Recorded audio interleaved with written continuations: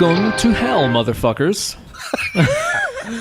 Wait. Sorry. I messed that up. No, you got it. Welcome, dead and lovely listeners, to this week's installment of Dead and Lovely, your absolute favorite horror movie review ski podcast in the known multiverse and beyond. And who are the hosts of this thing? Why, it's me, your good old Uncle Ben. And me, your bad old Hollywood Steve. Woo, woo, woo! Wolfpack Hollywood Steve. Ow! How you doing over there? W-O. You doing good this week, Steve? I am doing great. I just came back from a birthday party. And boy, are your arms tired, am I right? I flew there. Yeah. Using my arms, yep. Well, who's having a birth dog? Our homegirl, Mangelina Broly. What did she have to say? Was she like, they say it's my birthday? Yeah, she was being ballet. Yeah, she's a fun one. Met her boyfriend for the first time. He's a fun guy. Yeah. Really He's a nice. handsome one. Yes, he is. Full head of hair on that guy. Yes, sir. That is true. Awesome. Also saw our homeboy Andy Wood. Oh, Underwear. Yeah. I like that Underwear. Yeah. And I saw my wife and several other people that were cool. Oh, yeah. And you guys were at Token, which is like a barcade scenario. Yeah, that was real fun. They had love a barcade, dude. I had never seen this before. They had, of course, I don't go to arcades, so why would I have seen it? But they had a PvP Pac-Man game. Oh, where four really? people are playing Pac-Man at the same time. Yeah. And when you eat one of the power pellets, you turn into a larger Pac-Man, and you can eat the other smaller Pac-Man. That sounds slightly arousing, honestly. It was pretty fun. I had a good time. Highly erotically charged. And Pac-Man the ghosts are action. still there, ghosting around, trying to eat shit. So, Okay, all right. That adds that necrophiliac element into the show. Okay. Big neck. Again, sticking their necks out. Big necrophilia, always trying to get in their business. Did you play any good games? Was there a street fight going on? Oh, that's the only one we played. I'm an old man. I like sitting around and talking. So. Oh, man. Really? But my wife played the Game of Thrones pinball machine. There's a Game of Thrones pinball? Yeah. They had a best? lot of pinball. I don't know. Does it have boobs? I think it probably does if you get enough points. Yeah, I think so. Boobs just pop out. And it like gives you some exposition about the next pinball or whatever. Yeah. I don't know. I've played a lot of pinball machines. I don't know that I've ever noticed a difference between any of them. Nah, they're all really about the same. There's people that are like pinball enthusiasts that are like, unsubscribe right now, but I mean, they really all seem about the same to me. There's a guy sitting there holding a pennant that just says pinball. Pinball wizard. And it just lowered as he heard us say that, and he turned off the podcast. I thought we were friends. Yeah. I thought I finally found somebody in this world who would understand my pinball obsession and my love of horror movies. Turns out they're haters, just like everybody else. Everybody lets me down. We're the tendies. You got a favorite arcade game by chance? I think this is a topic we haven't really broached before. I like a classic Mortal Kombat. I do remember really loving playing Mortal Kombat. And who do you play as? Well, on the arcade, because the first time I beat it on SNES, I did it with Johnny Cage. Because his move set was easy on the control. Because you have to get used to moving from the joystick to the controller. The first time I beat it on the SNES, it was with Sonya Blade. You know what I mean? No. I mean like. No, you beat the game. Yeah, I beat Shang Tsung. Oh, okay. What did you think I meant? I thought you meant masturbating. Oh, no. Sonya Blade. No, Chun-Li. A.K.A. Veronica Vaughn. Chun-Li was my first. Masturbation? Yeah, obviously. Okay. Obviously. To Super NES, yes. Yeah. But I also, I always loved the Marvel vs. Capcom games. But they were too fast for me. They're very fast. It's like crackhead fighting games. Yeah. I think my favorite, though, is maybe either The Simpsons arcade game is the shit. It was so awesome.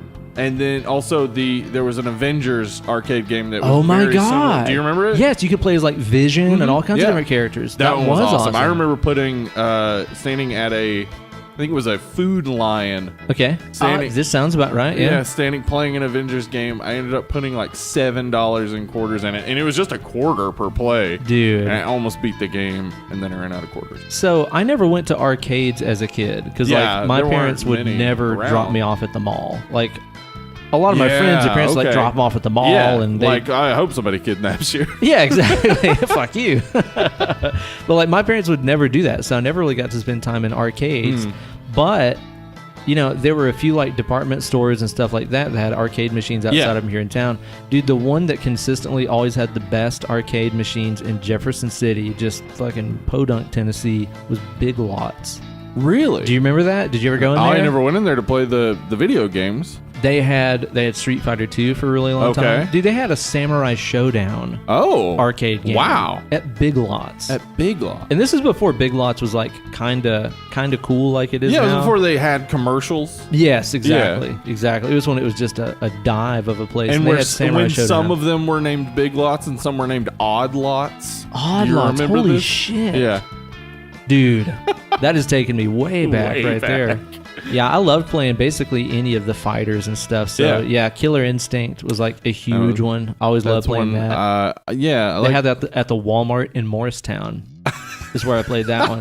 Yeah, I was like, there's so many things that, like, you know, because we have the internet now, you just assume that everything's on the internet. Yeah, but there's actually a period of time that's really not covered by the internet. And it's that early period when the internet started to exist. Right, yeah. But most people didn't have it. It's like the 94, 95, 96 kind of range. So if you can dig down into like real old message boards and stuff, you might find somebody talking about these things. But other than that, if you're like, you know, I've looked up video stores that I used to go to in different places, different parts of town, like Jefferson City and Morristown, like, the only people that are going to remember that are the people that live around here, and they don't think I should put this on the internet, like the history of this, because it's interesting. Your only hope would be any of those like local town like topics boards, but those things are just dens of scum and villainy. They are. Like you wouldn't believe. The worst type of people. Oh my god, they're terrible, man. I wish I could have made it out to old Mangelina's birthday. It seemed like it was going to be a great time. I would have loved to have played an arcade machine. I would have loved to beat Andy Wood's ass in Street Fighter. Totally would have done that. You've been there? Have you been to Tokyo? Yeah, I have. Okay, yeah. They have like SNES set up and all sorts of cool stuff. Xbox. And they got beer and liquor. And they have beer and liquor, yeah. Their beer selection's not huge, but they had some good ones. Yes, indeed. I'm fixing to pop into one that I think is going to be a good one right here. Let's hear about it. Now, Steve, this is a very special burr. This thing arrived via mail. Who sent us this thing? Tim Sar. And if I'm mispronouncing your last name, I am sorry, dude. Sarman. Thank you so much for the beer. Awesome. Thank you so much for mailing us These are coming from Michigan. Tim. Yeah. And I've never seen either of these that we're having tonight. So. This is a Saugatuck Brewing Company Blueberry Maple Stout. As soon as I unboxed these beers that Tim sent us, this is one of the first ones that I saw, and I was like, oh my God. Yeah, because that sounds awesome. It's got a lumberjack on the front. Of course. Eating some flapjacks. And some blueberries, I assume. I'm on board. Yeah, so I'm looking forward to trying this thing out right here. It should be pretty magical. Yeah, I couldn't come to the birthday party because we had some stuff. We've unfortunately kind of had ourselves a little bit of a bad streak here lately. Did you do your thing again where you talked about how great everything was going? And that might have been it. Everything kind of fucked up. Actually, I think so. Oh no! Yeah, because I think I was recently just kind of talking about how it's like, cool, man. I have some free time. I've been playing guitar, wanting to sit down and write some tunes and stuff like that. No home or family issues to consider. Yeah, you should never ever say that. So basically, yeah, like we had a Skank Banger show Saturday, which was awesome. It was a private party. Yeah, I heard about this. It was a blast. It was a lot of fun. And so I got to like sound check really early in the day. And Kate calls me. Well, actually, I think she sent me a text saying that like her grandfather had been admitted back into the ER again and stuff. He's been doing pretty rough since the holidays, I guess. He's got congestive heart failure, and that's also what my mom's dad died of too. So it's kind of seen I think this it's stuff pretty before. common. Yeah, definitely. Yeah. And so he got put in the ER. He was doing really bad. And then she called me like an hour or two later, and she's like, hey, our upstairs bathroom just flooded. Jesus. Yeah. And, again, keep in mind, we're trying to like move and sell our house and stuff. So home repairs aren't exactly on my favorite list of things to do right now. Right, because you want to leave the home behind and let the next person just deal with whatever issues come. Precisely. Yeah. But basically the supply line to the underside of like the toilet tank just like sheared in half. Kate said by the time she got upstairs, it sounded like the shower was running. There's like half an inch of water in the bathroom and stuff. Yeah. Just total chaos, man. Sucks. And, but, played the show, came back, show went good and stuff like that. And then early this morning, around 3 a.m. or so, I guess, is when Kate's grandfather passed away at home. Yeah. Surrounded by family and stuff. That's a positive. That it's the kind of thing where it, of course, very, very, very much sucks to see anybody go. And this is actually us. We were talking about this last night. It's like, as long as I've known Kate and her family, which has been like, 16 or 17 years, something like that. Yeah. Like, this is the first like major bad thing that's happened in the family. Oh wow. Which is that's very fortunate. Pretty fucking good streak. I mean, both my grandfathers died. Let's see, one died when I think I was about 15. The other one died when I was maybe about 19. Yeah. I have no grandparents left at all. Oh, okay. And so it's a pretty good streak. And I mean, the guy, he was, let's see, born in like 34. He lived to like 83 years old. He's going to be 84 this year, I guess. Pretty damn good run. When I think about that, because like my grandparents are approaching that age, and my great grandmother died like 6 years ago or 7 years ago, and she great grandmother. Yeah. Dude, for you to be in your 30s and still have a great grandmother? Yeah, that's Holy crazy. Shit. Yeah, well, that's the thing I always think about is like, sometimes I think, you start to age and you start to feel pain and you're like, oh God, like I don't have much longer to go. Yeah. But then I look at my family history and it's like, no, I got a long fucking time. You go, my back's going to be hurting for a long fucking time. Yeah, that's exactly what you start thinking. It's not like, oh, is my back hurting because I'm having a heart attack, which is the type of shit my anxiety makes me think. Yeah. To just the realization that no, it just hurts and that's going to happen from now on. That's what getting old does. Yeah. Dude, sorry, I interrupted you. I just sipped this beer and the shock and awe that just came over me. Holy fucking God. It tastes like a stack of blueberry pancakes, maple syrup, and a cup of coffee. That is really what that tastes like. It tastes like phenomenal. breakfast. That's amazing. If I was a lumberjack, I would have this with my breakfast every day. Didn't you say it's from Shockanah, Michigan? Correct. That's my favorite city in Michigan. Oh, Shockanah? Shockanah. Dude. I made that one up. This is so good. Yeah. I love this. Exactly like what it says on the can or on the bottle. The blueberry flavor really just sticks with you. And I've had some blueberry beers that have been terrible. Oh yeah, just awful, like cough syrupy.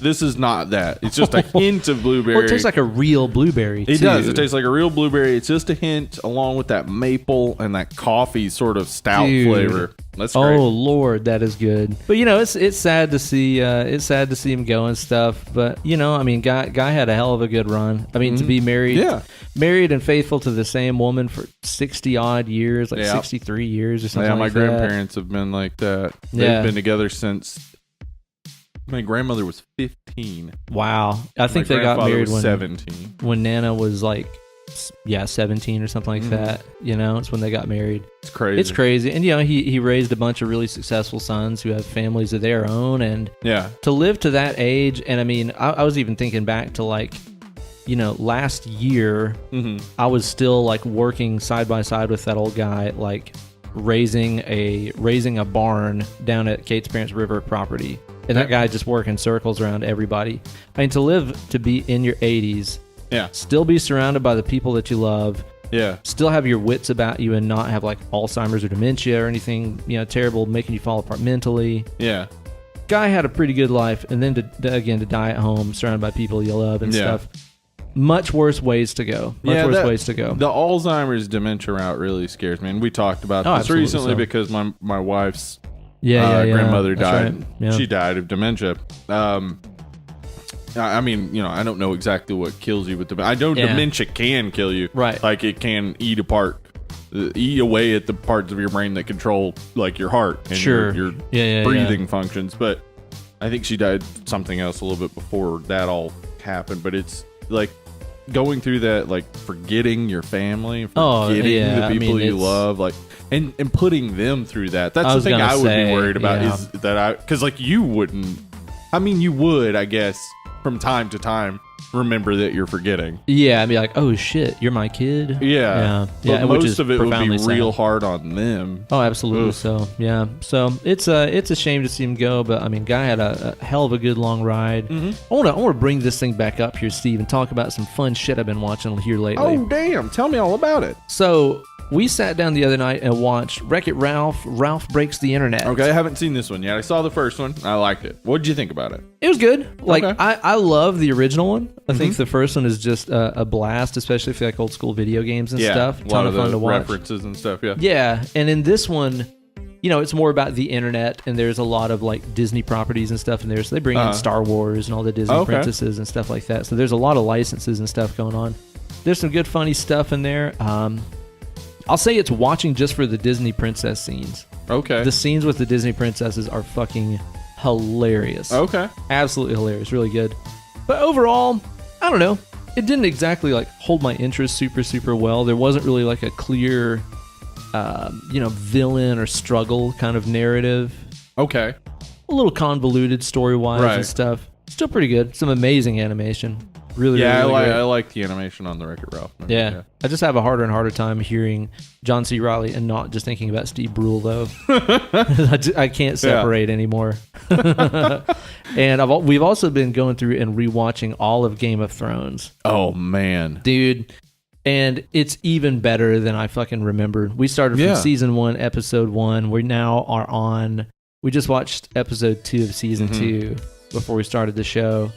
Dude, it's just so fucking good. Like, you watched that first episode of the show, and you're like, my God, it would have been impossible for this to fail. Okay, so Emily and I have done this. We've gone back and rewatched it a couple of times. And what I will say about that first episode is that it sets up literally everything. Fucking everything. Yeah. It's all right there. Every single bit of it. So yeah. It's crazy how much,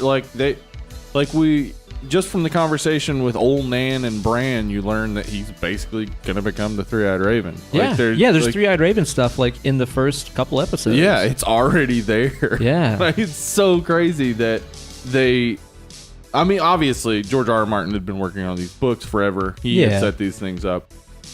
And a lot of people don't like the most recent season that much, or even the season before that much. Yeah, because a lot of it's being filled in not from the books.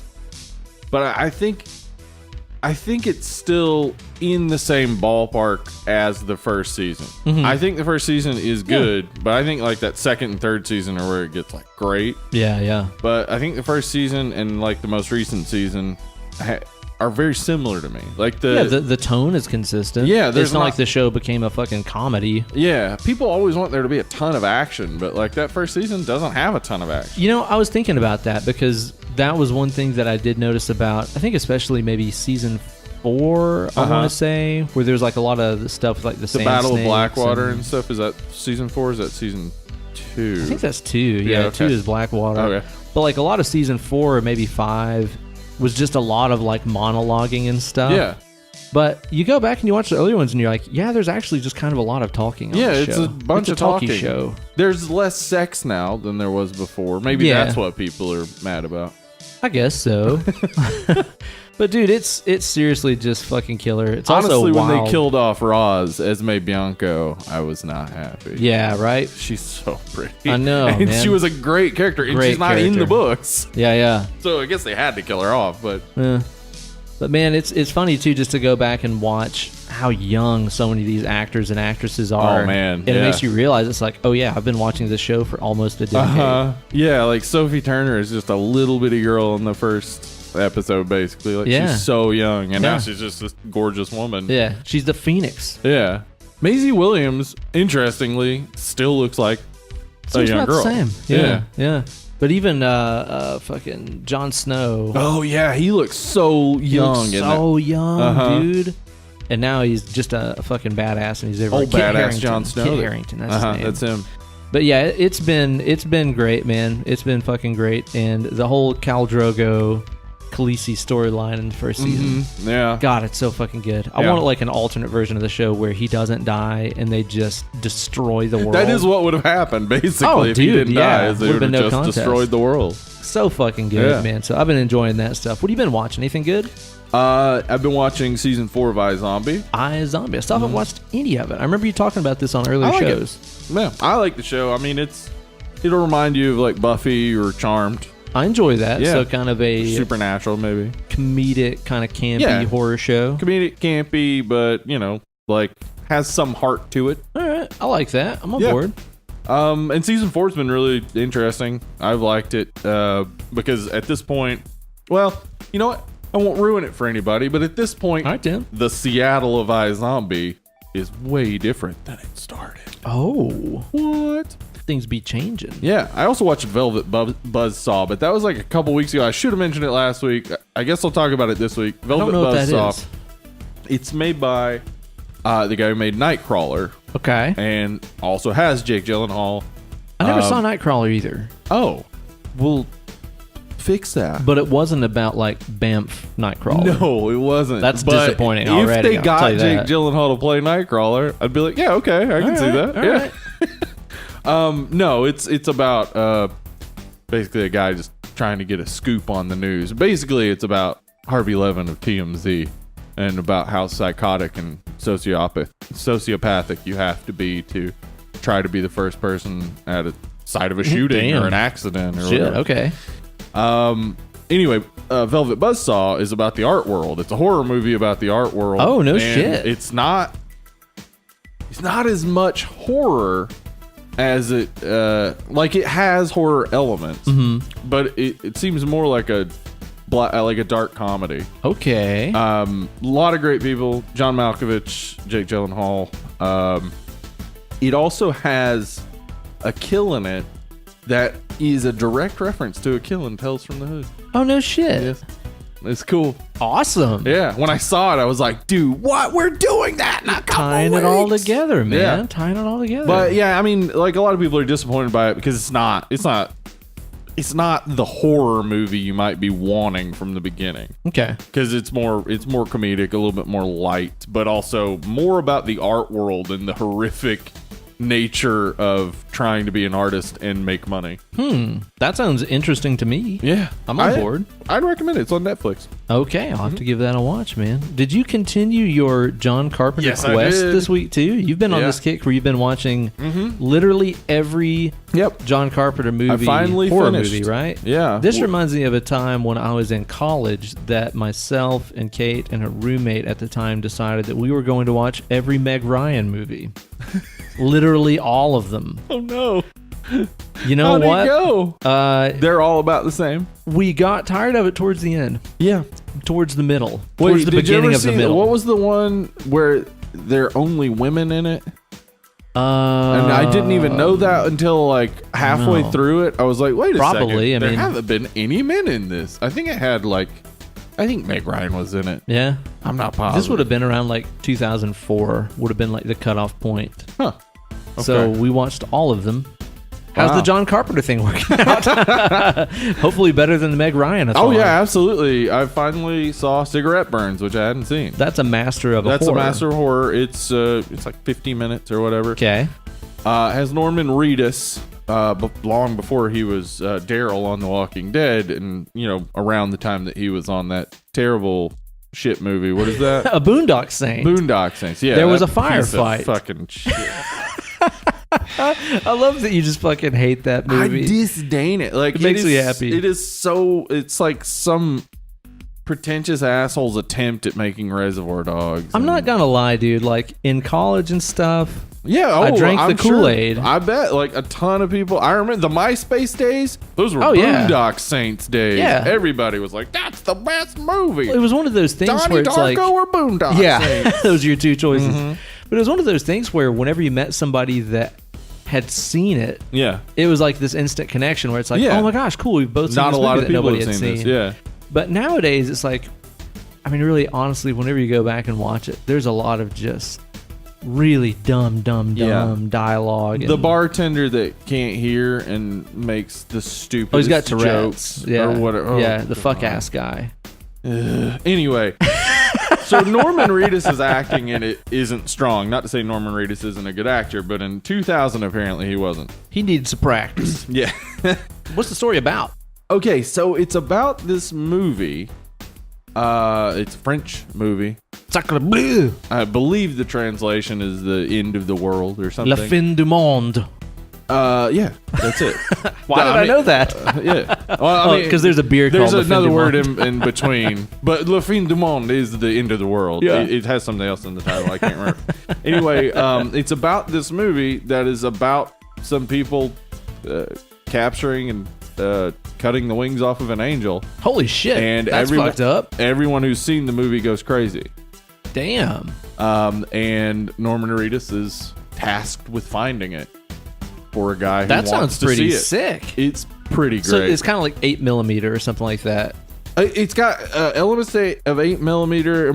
More though. It's Lovecraftian. It's more like I like that. It's more of a Lovecraftian thing. When did that come out? Late 90s, early 2000s? It was early 2000s. Okay. Yeah, there are 2 seasons of Masters of Horror, and they were both like early 2000s. And John Carpenter did 2. He did another one called Pro-Life. Okay. Which is interesting. That the name alone gets me excited. There's so many great episodes of Masters of Horror. The Takashi Mike episode that they didn't even show. Is that Imprint? Imprint. I have seen that. Imprint's fucking insane. fucking crazy, dude. Actually, you know what? It's funny. Before we started recording this, I was talking about how I'd never watched any of the Masters of Horror stuff. I have seen some of it. Our buddy Brandon Suttle showed me a bunch of those. Because we watched that. Was Dumplings part of Masters of Horror? Yes. Okay, I've seen that too. Maybe a couple other ones. Huh. Well, I definitely need to watch. Yeah, because they got stuff from Tobe Hooper, John Carpenter, like Wes Craven, like everybody. Damn. The actual Masters of Horror. Yeah. Holy shit. Dario Argento has a couple. No kidding. Yeah. Oh, it's worth watching. Does he have one? Daddy make it a pizza. Of course. Number 1 is named Make It a Pizza. Number 2, a Make It a Spaghetti. Wow. Yeah. Sounds gripping. It is. Sounds spicy. So now that you have watched every John Carpenter horror movie, what am I going to do with it? I know. What's the worst one? Off the top of your head, when you now like, that one's like, okay. That what one's did you tough. have the least amount of fun watching? The first that came to mind when you say the worst one is Village of the Damned or The Ward, but I haven't seen either of those. So those are worse than Ghosts of Mars. I've heard that's awful.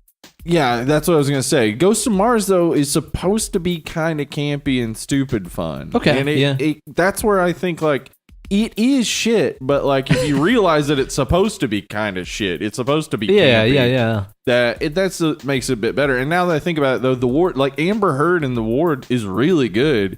And nobody's really good in Village of the Damned. Okay. So I'd say Village of the Damned might be his worst. I don't think I've ever watched Village of the Damned. What is it about? I mean, it's about a village that gets taken over by this sort of alien entity that impregnates all the women, and then they have these white-haired kids who have glowing red eyes. Okay, see, again, this goes back to the stuff we were talking about last week on Candyman. I remember the box of this. Because in my head, I remember these little white, blonde kids. And I was thinking of Children of the Corn for some reason. So that is Children of the Damned. Okay, so I remember the previews of it. It looked like it was Children of the Corn. But it's Children of the Corny. Yeah, Children of the Corny. Man, you're corny. And it is similar. Though I will say, for sure, I think it's better than Children of the Corn. It's not very good. Children of the Corn's so bad. It's not very good. It's pretty boring. Wait, isn't Mark Hamill in that? Is he really? Because he's in Village of the Damned. Oh, shit. And I think he's in Children of the Corn. It's been so long since I watched it. I'm not positive on that. Yeah, it's been a long time. But anyway, yeah. Or, I would say definitely then. It's Village of the Damned, and then maybe Ghosts of Mars, and then The Ward. Like, those are the bottom 3. I gotta tell you how dumb my memory is. I remember the one time I watched Children of the Corn was a night that my good buddy Adam Gunnels, who's also a big Halloween and horror movie fan, he was coming into town to visit us, and I was up late. I had made a dry curry. Oh. You know, it's like a non-sauce curry. I made a dry curry with a yogurt sauce. Okay. I mean, this was probably fucking at least 10 years ago. Are you like that with stuff where you like, you remember what you ate when you watched that movie? Sure. I do it constantly. Yeah, I have smell associations a lot that are weird. Yeah. Like where I will smell something and I'll be suddenly just remember something that happened. It's like, why does that smell? Like, why does smell and memory connect so much with me? Because I know other people have different things, but it's your like strongest taste and smell memory. are like smell. Yeah. I remember those things so perfectly. And sometimes I'll have a beer and be like, I've had this before. Yeah. Like my memory will be like, you remember this? It's weird, dude. And I've always been that way. Like in my super youth, where I was like drawing pictures all the time and stuff. Before you got sent from Krypton to Earth. Exactly. Like, I could go through these old drawing pads and stuff of mine from when I was like 8, and I'll tell you what I had for dinner when I drew that picture. That's really cool. It's bizarre. Yeah. I have no idea why. Like, Kate and I'll watch some movie that we haven't seen in, like, 12 years. And I'll be like, remember what we had for dinner when we watched this? And she'd be like, fuck no. And I'll remember exactly what both of us had. I have no idea why. I love food. I do too. And it's real cool. It's cool how our brains work too. Because, like, they used to think that, like, there were particular portions of your brain where you store memories.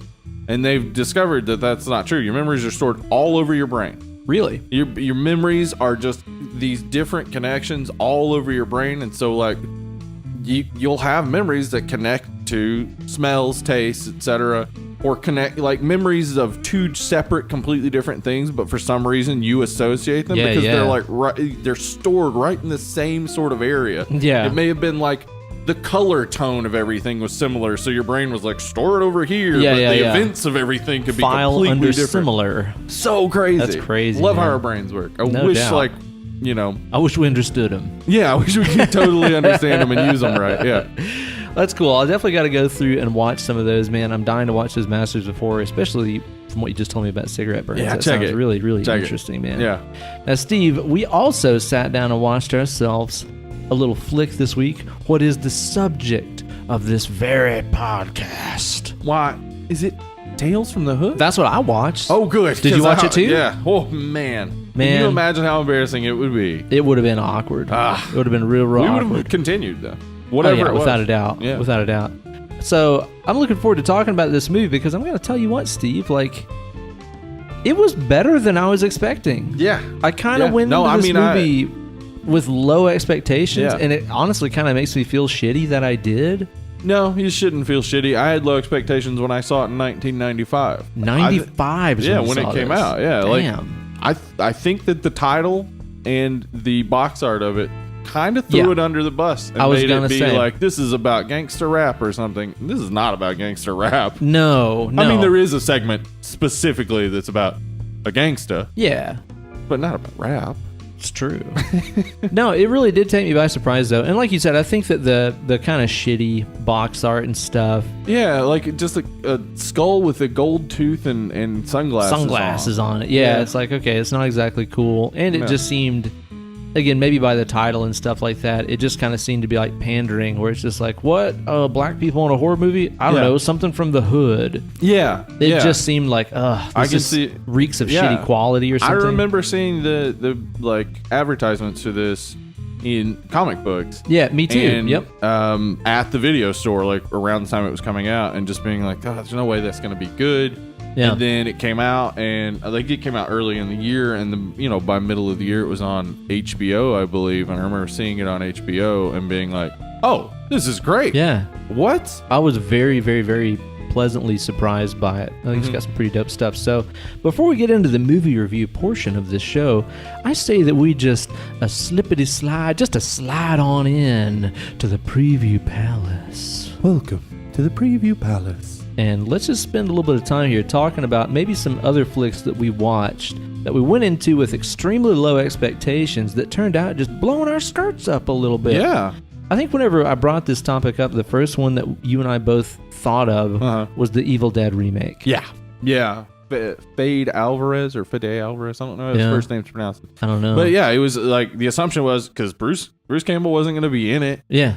Like, Sam Raimi was just producing. It was just like, oh, it's going to be like the Nightmare on Elm Street or Friday the 13th. Just garbage. All these stupid fucking remakes that we had of these classic horror franchises that just completely missed the point or tried to rehash old glory. Right. And you just go, why didn't I just watch the original instead if I wanted to relive all this stuff? Yeah, exactly. It didn't go away. I don't need this new movie to be shitty when I can watch the old one that's great. But this movie, and we've talked about it on, I think, previous episodes of the show, I mean, just really did everything right. It did. It retold the original story in a very different way. And upped the brutality through the fucking roof. It is one of the most brutal American horror movies I've ever seen. I'm like, I don't know how this got shown in the theaters. It's so fucking the part brutal. With the needle is maybe like like the part with the fucking electric bread or the electric knife. Oh god. Like, good god, man. I can't even think about that.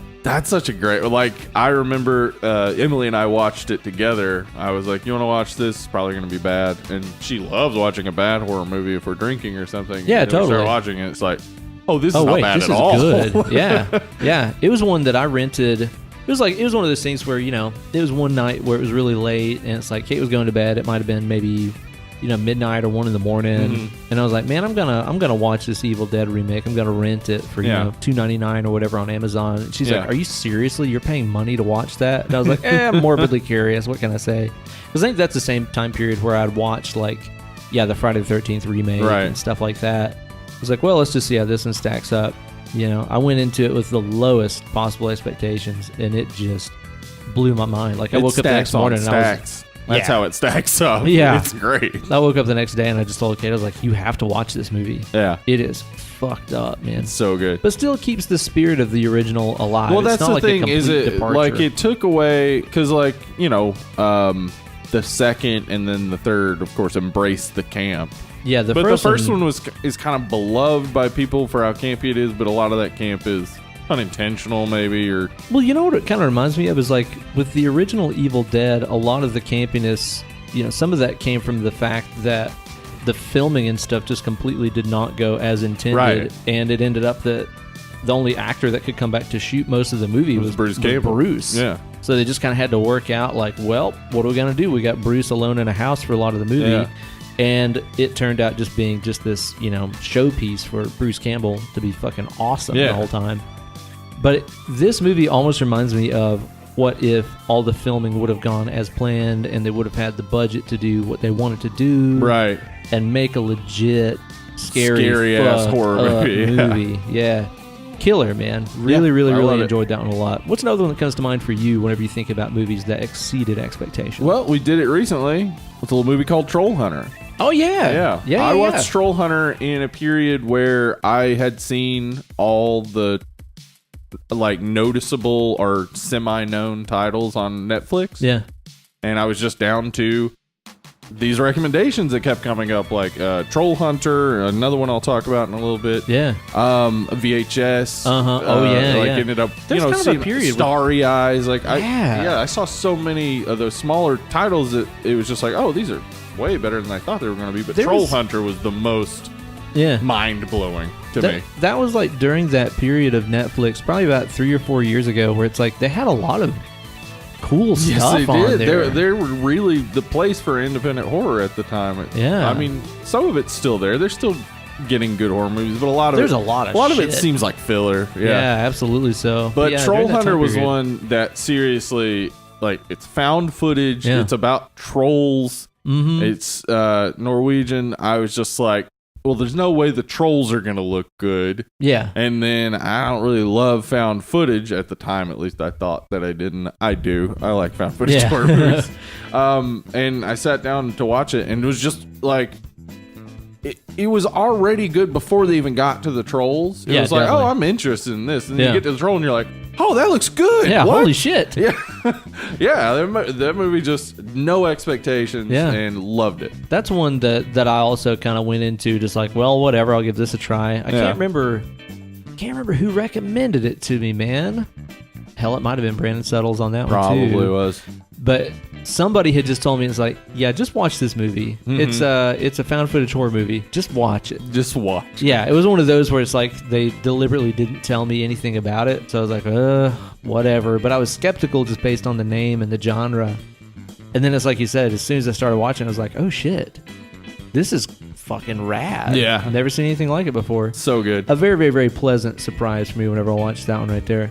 One that I would say comes to mind for me whenever I'm talking about ones that I did not expect to like as much as I did was Mom and Dad, which came out, I think, last year. Mm-hmm. And man, it showed up on a list of Good Mythical Morning's worst movies of 2018. Yeah, that was recent, right? Come on, y'all. I don't know what they're talking about. It's awesome. I mean, it's crazy as shit. Yeah. It is over the top.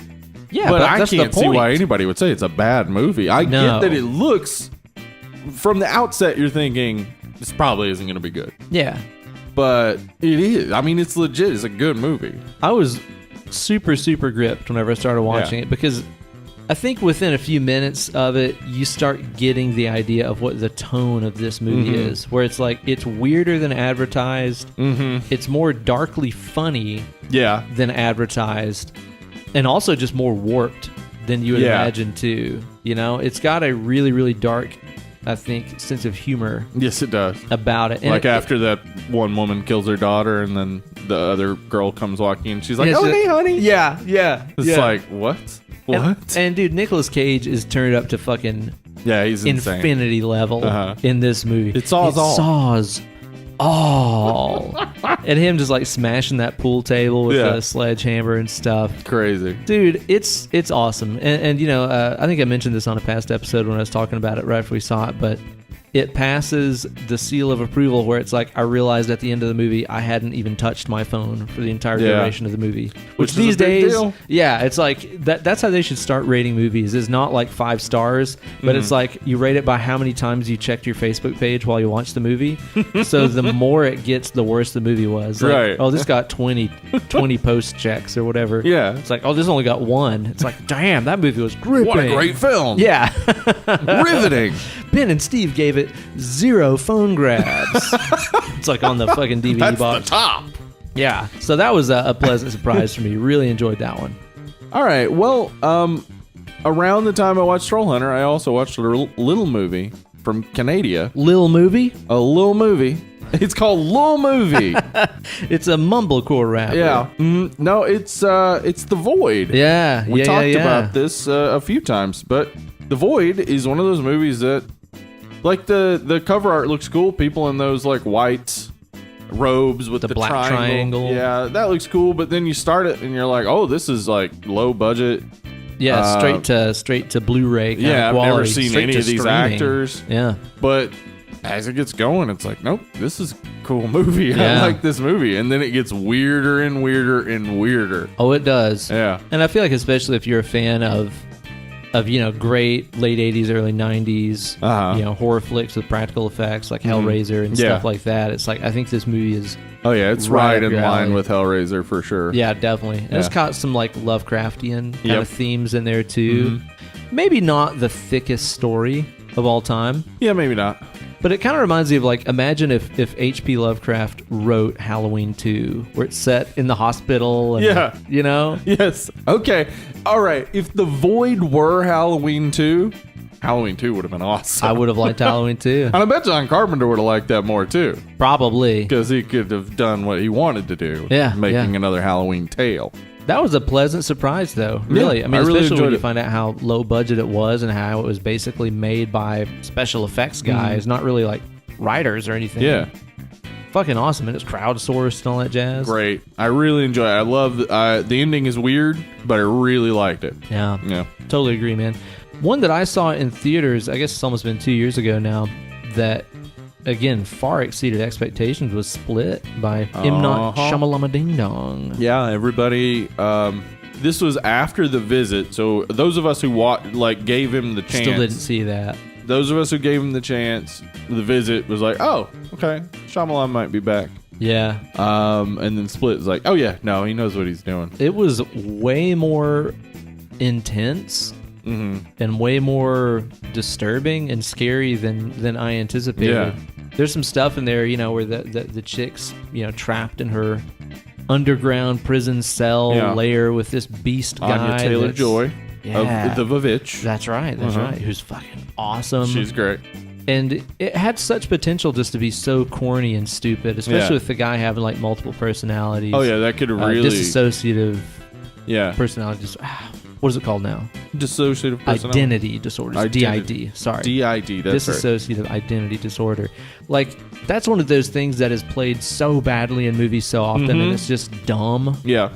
But man, James McAvoy kills it. He really does. He does such a fucking awesome job. His physicality as all the different characters is really impressive. That's what he did to make it work that a lot of actors don't do, is that he gave each personality like time. Like he sat down and thought about everything they would do. Right. And it's not all related back to each other. They're all separate, distinct personalities. Yeah. So he's playing different roles. And it's not just, whenever he changes personality, he turns to another direction and puts on a silly voice. Yeah. Like, they all have different physicality and mannerisms and everything. Mm-hmm. And that makes it way, way crazier. But then also, too, you know, later on in the movie when some of the more, I don't know how you'd say it, supernatural, but it's not really supernatural. Right. But, you know, just some of the weirder stuff what starts is happening. Going on there at the end? I haven't seen Glass yet.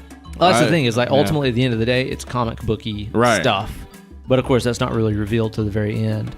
I've not seen Glass yet either. I keep hearing like... Not positive things? Yeah, not a lot of good stuff about it. Yeah. I don't know. I want to check it out. I want to give it a chance. I'm not watching Unbreakable in for fucking ever. The last time I watched it, so many people love Unbreakable. Yeah, they do. I remember watching it in college and thinking it was really boring. It is. Is it? Yeah, when I rewatched it, like the first time I saw it, it was just like, oh, this is fine. Yeah. But then I rewatched it, I'm like, it's so slow and like, just not as interesting as it's people seem to think it is. Like I think a lot of people were like, yeah, comic book movies, that's a cool idea. But now that we have a bunch of them, it's like, we've got those. So like, snap it up. Let's go. I'll tell you too, you know, this isn't one that's on my list officially here, but like on the subject of comic book movies, that first Iron Man movie couldn't have blown me away more. Yeah. You know? Like there was no expectation of that. There was no way that was going to be this awesome, amazing movie that I'm going to be excited about the entire time. Yeah. And then I sat down and I was like, even as an Iron Man fan growing up, it was still just like Iron Man's, he's like sort of second tier. Yeah. To totally. The X-Men, Spider-Man, all those others. He's never like my favorite in the comics or anything. But damn, they nailed that movie. I know. Didn't they? Well, especially because our expectations were so low after. Like, I didn't think the Spider-Man movies were any good. Like, there's a lot of. I didn't get into them. So yeah, that was another one for me that just really, really blew me away. What's next on your list, Steve? I'm gonna give you a little film that I'm gonna immediately have to qualify. Paranormal Activity. Okay, I can't judge because I still haven't seen it. I still have never seen it. I'm gonna save watching it until we do it on the show, so I can really we'll have to document that. You know what I mean? There are so many sequels and whatnot, but like, I'm talking about the franchise on its own. When I first saw Paranormal Activity, I was like, I don't get it. I don't get why people care about this at all.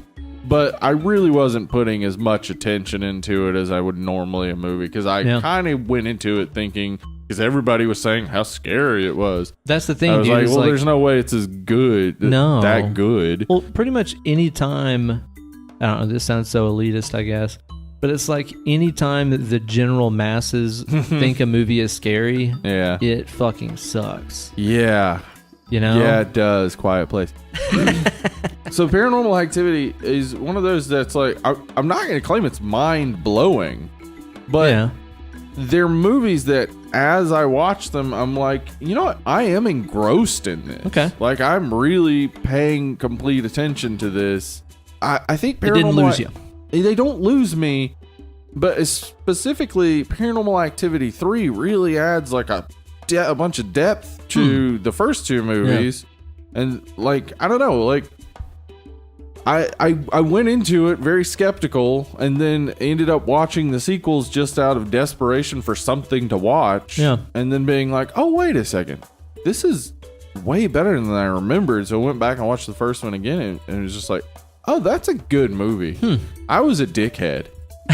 Like, I was wrong. I was wrong about it. But yeah, like, I don't know. I think a lot of horror movie aficionados would say Paranormal Activity is straight up shit, but I think they're wrong, man. I think the way that they do the, you know, house cameras and everything, and the way that they still weave in exposition, even though it's basically just people talking like they would at their own house. Right. Yeah. They still get believable in the exposition without it seeming too ridiculous.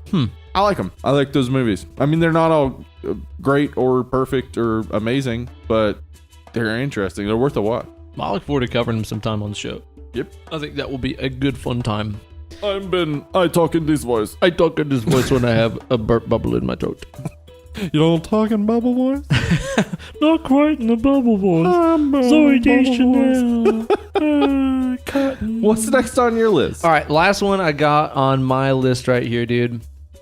is one that we covered way early in the show, and the expectations for this couldn't really have been higher. I mean, honestly, most of this list has been about stuff that we've had low expectations for. Mm-hmm. This is one of those ones where I was like, there's no way this can be as good as everybody says that it is. Yeah. Because the hype that is built up for The Exorcist is kind of impossible to overcome. Yeah, people all claim it's like the scariest movie they ever saw. Yeah. I couldn't watch it all. Oh. Yeah, exactly. And like all of our parents have some horror story about when they watched it in theaters and they couldn't sleep for 2 weeks and stuff like this.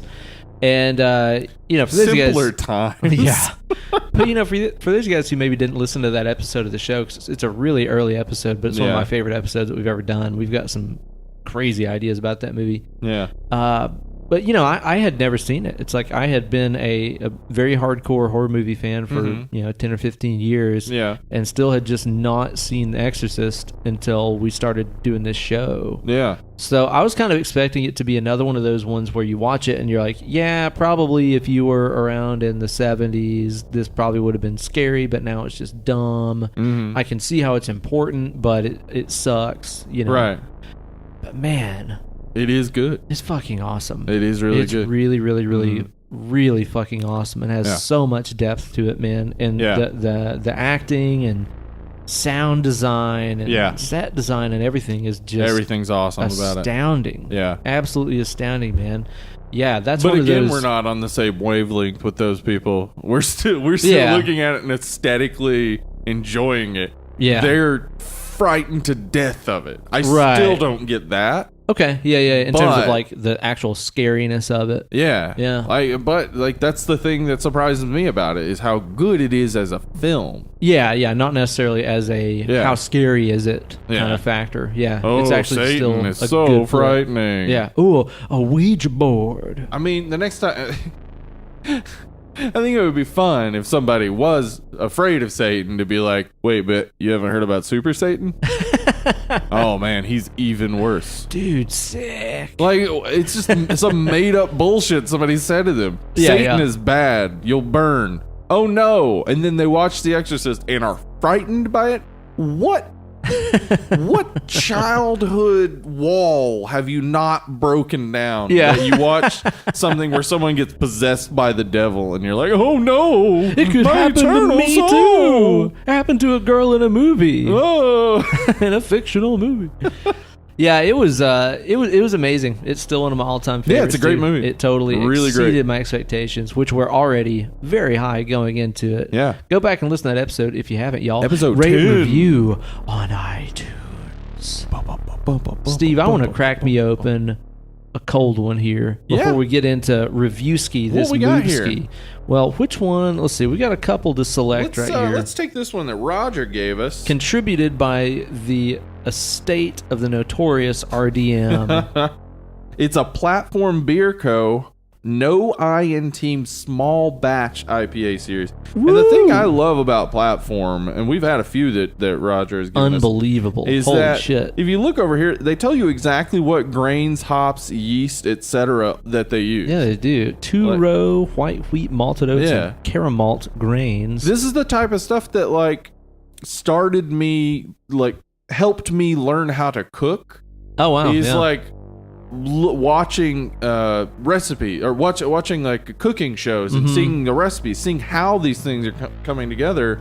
Well, because if you don't know the names of the stuff that's making it taste like it does, you don't know how to find them or identify them in other stuff or find other stuff that has it. If say every beer can did this and you're like, man, I know that I like all those grains and that hop and I've never had that particular type of yeast with it. Let's try that, see what it's like. Well, that's something that's kind of cool about IPAs, and I know that we're very IPA heavy on this show and stuff, but it's like, yeah, that's true. Most IPAs tend to kind of tell you right out the gate, oh, this is a Mosaic IPA or whatever. Yes. And it really does let me know in advance what to expect. Yeah, I know that I love stuff that's Mosaic. Yes. Or Citra. I love those, Citra hops, Mosaic hops are perfect. Yeah, wonderful. Dude. So, yeah, I wish that more beers did that for sure. That looks like that's got a cloudy, golden haze to it. If your urine looked like this, you'd be dead. It is so hazy. It smells fantastic, but man. look at that. I typically like beers that look like this. Yes. Kind of looks like pineapple juice, really. It does. It looks like frothed up pineapple juice. I've been drinking a lot of pineapple juice lately with vodka or tequila. Yeah. Tequila and pineapple juice is awesome, man. Wait, you are always talking about these jalapeno pineapple margaritas. Shit, dude. I need to get real and hook you making up. one. How about, man? We had someone ask for the recipe, so we'll have to, maybe next time we'll have a couple. I like it. For the show. I like that very much, man. And maybe we make that like a YouTube video or something to go along with it. Oh, that would be cool. Yeah, companion piece. Yeah. Because you need to try these motherfucking things. I want to, They're man. I so love good. jalapeno and pineapple are two perfect things to combine. All it needs at that point is a little bit of salt. Yeah, and I put a little bit of salt in there. And there you go. So it's fucking awesome. This beer looks great. I'm looking forward to wetting my whistle with that thing. How's that treat you? First impression over there. Oh. Did that get good to you?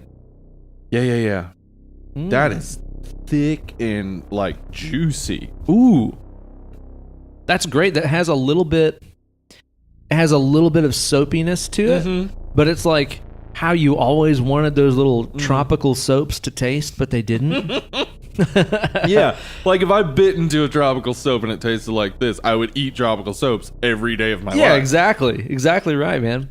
Damn, that is good. It's definitely got a tropical, citrusy kind of thing to it. At the same time, it's still pretty dry. It is dry. It's not there's overly not a lot sugary. of sugar in there. But it's juicy and delicious. Aftertaste is really nice and light. Damn, that is awesome. RDM just really delivers, man. Yeah, he does. And that platform, I think they everyone rule, dude. That we've had, didn't Platform do the salted caramel one we had? I think that's right. God, that was incredible. This is even better the second taste. Yeah. Wow. Yeah, I could crush a whole bunch of these if I had these available at a local market. Yeah. Oh, man. Thanks so much, RDM. And thanks again to our wonderful fans who have been mailing us a lot of beer and stuff to have here lately, man. Everybody has been way better than we deserve. So thank you guys so much for sending us these delicious libations. I love them. All right. The subject of our show today is Tales from the Hood, which came out in 1995. You said you saw this when it came out. This is the first time that I watched it.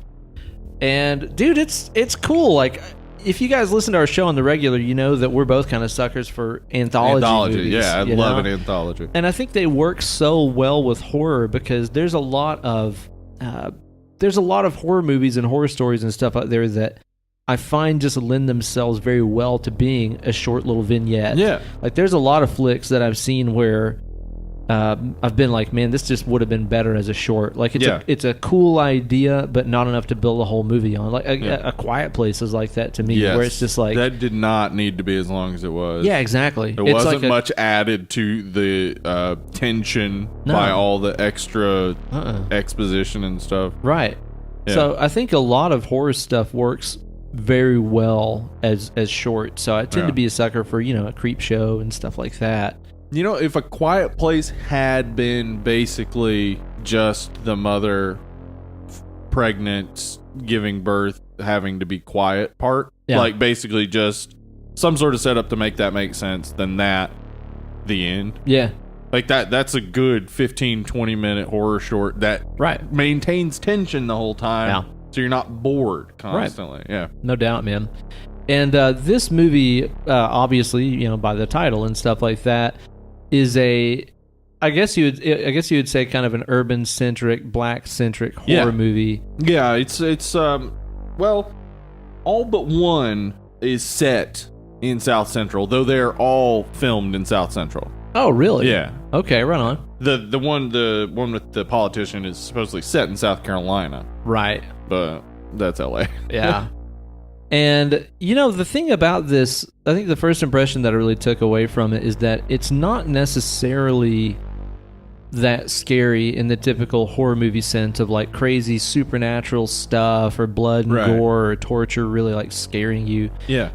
It's more like these are the things that were affecting black life back then that were very real fears that you could encounter on a daily basis. Luckily, thankfully, everything's changed. Everything's different now. Totally Racism's over. Obama. Yeah, right? Exactly. Now we just need to make America great again. That's the key. That's so we build a wall and And step 3 profit. There you go. Boom. And cops are good to black people now, as we all know. Everything's changed. Yeah, no, politicians, definitely not racist. That's definitely the thing not. about watching this movie now Yeah. is, it's still relevant. I know. And not much has changed. That is the thing about this that really bummed me out, is like some of those sections, like especially the white politician one. It's like, yeah, this could have been written in 2019. Yep. And it's like, this was written in 1995, man. This shit should have changed by now. Like, this is the thing that, so I kind of wanted to get historical and film context for this. And obviously, I mean, you grew up around this time. I remember the LA riots. I remember the Rodney King beating. Yeah, I remember all that, seeing all that on TV all the time. Yeah. I also remember that gang violence was not only a big deal, but also big for Hollywood. Yeah, yeah. They made movies like Menace to Society and Boys in the Hood. But like, these were opportunities for black filmmakers to tell their stories in just a brief moment. Yeah. Where everybody was paying attention. Right. And expose a lot of people in the country to the things that they weren't seeing. Yeah, to the harsh reality. Yeah. And doesn't it make you wonder too, like whenever you go back and think about, like Rodney King and the LA riots and stuff like that, it's like if everybody had a cell phone with a camera in their pocket, like how much other shit would we have seen? Oh yeah. The Rodney King thing, it just sort of happened that somebody caught that stuff on film. But how many other things just slipped between the cracks because there was nobody documenting it? Yeah. You know? It's wild. I mean, shit still slides between the cracks even with people documenting. Yeah, I was going to say, there are tons of like shootings and stuff where we'll never see the body camera footage. Yeah. Because the police won't let us see it. Or we do if we see saw it, we'd be like, what the fuck? You just murdered someone. Or we do see it and then they get off scot-free. Of course they do, yeah. Yeah. Of course they do. Extremely fucked up. I felt worried for my life. Yeah, you're a police officer. Yeah. That's like your day-to-day thing. Did you not know that when you signed up to be a police officer? Yeah. That you can't just pull your gun out and shoot every time that you feel a little bit worried? Yeah. It's a crazy, crazy thing. It really is. This doesn't... Because, like, if this movie were made by a white person today... Yeah. They would show maybe a cop kill someone. But then, like, they would show that person guilt-ridden or not, or feeling as though they had done the right thing. Whereas this movie shows it in the context of, no, they're doing this on purpose. Yeah. Like, they can come to you and say, no, we felt, that we were going to get hurt. But in reality, this shit happens all the time. And the people who have to deal with it see that it is most often callousness. Yeah. Like a lack of empathy for people who are not white. Yeah. And they just assume that every black person is trying to kill them. Right. I don't know whatever gave them that. Like, obviously cops do get killed. Being racist. Yeah, cops do get killed, but I assume, like, I imagine the statistics are much higher that a white person's going to kill you than a black person. There's more white people here. White people. Yeah. Yeah. Yeah, man, it's interesting with this flick because, like I said, it's all the real stuff in this that's scary. Like the stuff with zombies and dolls and all that kind of jazz. Oh, yeah, that's just like, whatever. Like, that's not ever going to happen. But the real shit, like the politician who gets killed by the dolls being extremely racist. Yeah. And having political power. Yeah, exactly. We have that still today. And crooked cops that don't care about killing black people, and domestic abuse, and black on black violence and stuff like that, gang violence. It's like the things that are scary in this movie are the things that could happen in real life. Yeah. I also like just a couple days ago I rewatched Straight Outta Compton because I was doing this, like trying to get the context, and I remember Straight Outta Compton did a good job of portraying a lot of the hassle, not just hassle, but I mean, hassle's the word I'm using, but it's obviously worse than a hassle, but the way that the cops interacted with young black men in South Central LA. And it was just like, I mean, it's impossible for us to comprehend, because I got pulled over the other night coming home from recording here. Oh shit, really? Yep, got pulled over. Speeding? Yeah, he said I was speeding or whatever. I don't know that I was. I think maybe it was just late at night and he had nothing to do. But he pulled me over, came up to the window, asked for the license and registration. I handed it to him. He said, you were speeding on this highway or whatever. And I was like, oh, was I? And he was like, I'm just going to go check your stuff.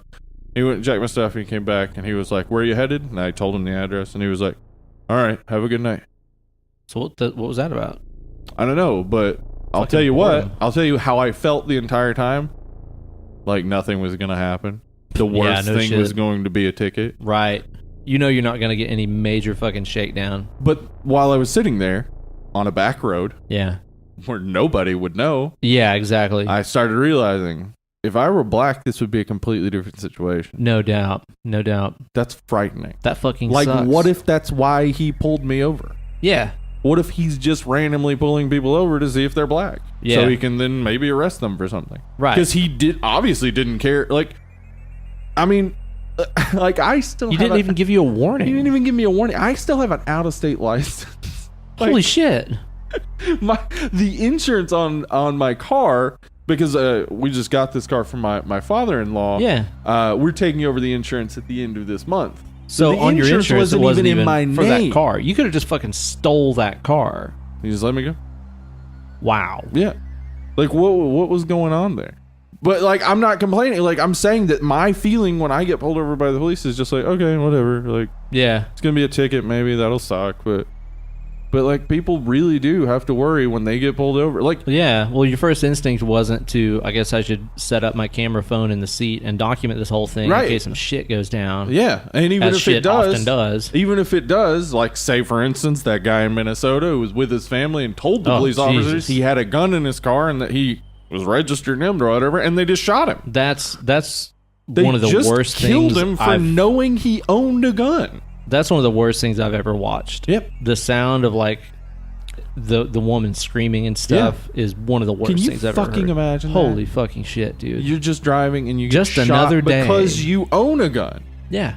You own it legally. Or you're registered to carry it. Yeah. Or again, your spouse gets fucking blown away. Right next to you. Right next to you. Yep. In the car with your kid in the backseat. With your kid in the backseat. Holy shit. Yep. That is fucking beyond crazy. Yeah. So this movie is very relevant in our modern day. And that sucks, man. It sucks. How in the so fuck much. have things not changed more?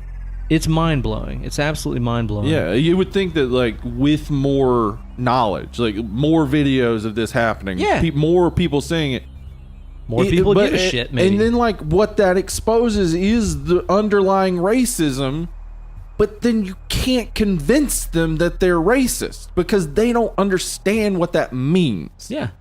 They think, well, I know a black guy that I don't hate, so I'm not racist. Yeah. But you automatically assume if the police kill a black person that they did it because he needed to be killed. Shit. Like, you don't automatically assume that with everyone. Yeah. Like, what the fuck is going on in your head? Right. Here's what's going on. Black people are below me. Right. It doesn't matter. They're probably committing crimes. Right. Most likely. Like, it's... Just confront your own racism world. Like, actually confront it. It's okay. Like, it's okay to say to yourself, you know what? It turns out I am racist. Yeah. I would like to not be racist. That's How the first can I step. do that? Yeah, you can't change if you don't admit it, for sure. Sure. Then it's okay. Like, maybe you're woke. You think you're doing good. But the world's not changing. Right. So just because you're woke doesn't mean everything's changing. You got to help make people see this. And I think this movie does a good deals job with that too, especially in the first story. Now, like all great horror anthologies, this has a framing device set around it where... so funny. It's great. It's great. It's a great framing device. Clarence Williams III. Samson Simpson. I want to talk to Samson. Yeah. He is so over the top and insane. He's kind of our Crypt Keeper horror host. Yeah. And basically we got these kind of three gangster black guys that are going to this funeral home because they heard that the funeral director guy came across some drugs and stuff. Yeah, he found some drugs in the back alley. Yeah, and they're going to come to this guy's place and get these drugs off of him. But over the course of the film, they're walking through the funeral home and coming across all these corpses and caskets. And he's telling the stories of what happened. Yeah, of how they died, which is a cool framing device too, because with every story starting with a guy in a coffin, yeah, you know how it's going to end. You know how it's going to end. Yeah, exactly. It's like you already know this is going to end with this guy dying somehow because they're here in this funeral home. And the framing device is handled with, I think, a good deal of levity. There's kind of some humor. Like whenever the movie started, and we got the three dudes, and they walk up to the place, and they start having like a conversation about refried beans and stuff. Why didn't you fry them right the first time? Yeah. I was immediately really kind of going, okay, this is exactly what I thought this movie was going to be. Yeah, it kind of like, yeah. It kind of confirmed in my head. It's like, okay, yeah, no, my suspicions were right about this.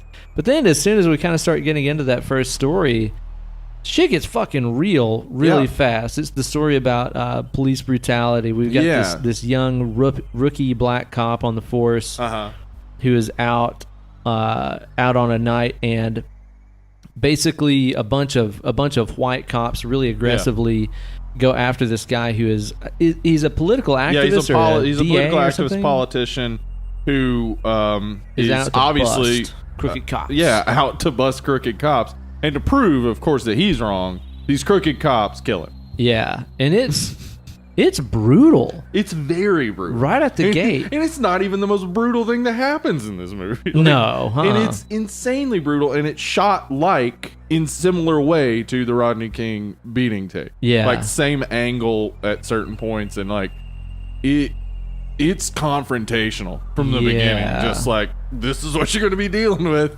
Very ready. Much so. Yeah. Dude, when they like shove his head through the glass. Oh God, stuff, it's man, brutal. It's fucking brutal. And so this rookie cop who was also black, he tries in some way to stop it, but again is hampered by the fact that the police are all corrupt. And so if he wants to continue in the job, he's got to tell the lie they want him to tell. Never break the code. Yeah. And so it picks up with him a year later. Well, after they kill the guy, After they've killed the guy, a year later, he's no longer on the force because, of course, he saw the problems there and knew that there was no way he could fix it from the inside. Yeah.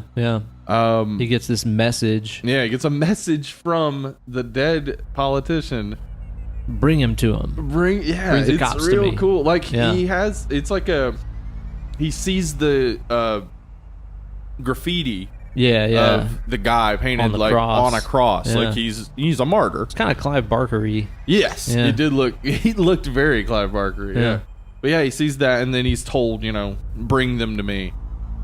And then we pick up in the cemetery, and he gets them all there, and of course they don't care. Like, they're not pissing on his grave. Yeah, they're not like moved by any of this. Mm-hmm.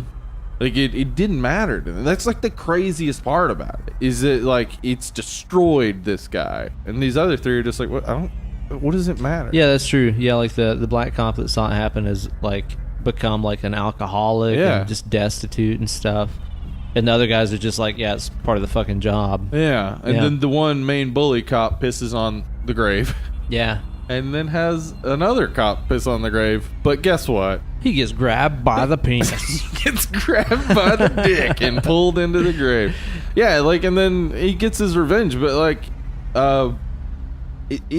it's interesting to me because like you have to realize that like they're not over the top. These cops. Yeah. Like, because there have been so many cops in the past that have been involved in corruption and killing black people for literally nothing, except that they were inconvenient.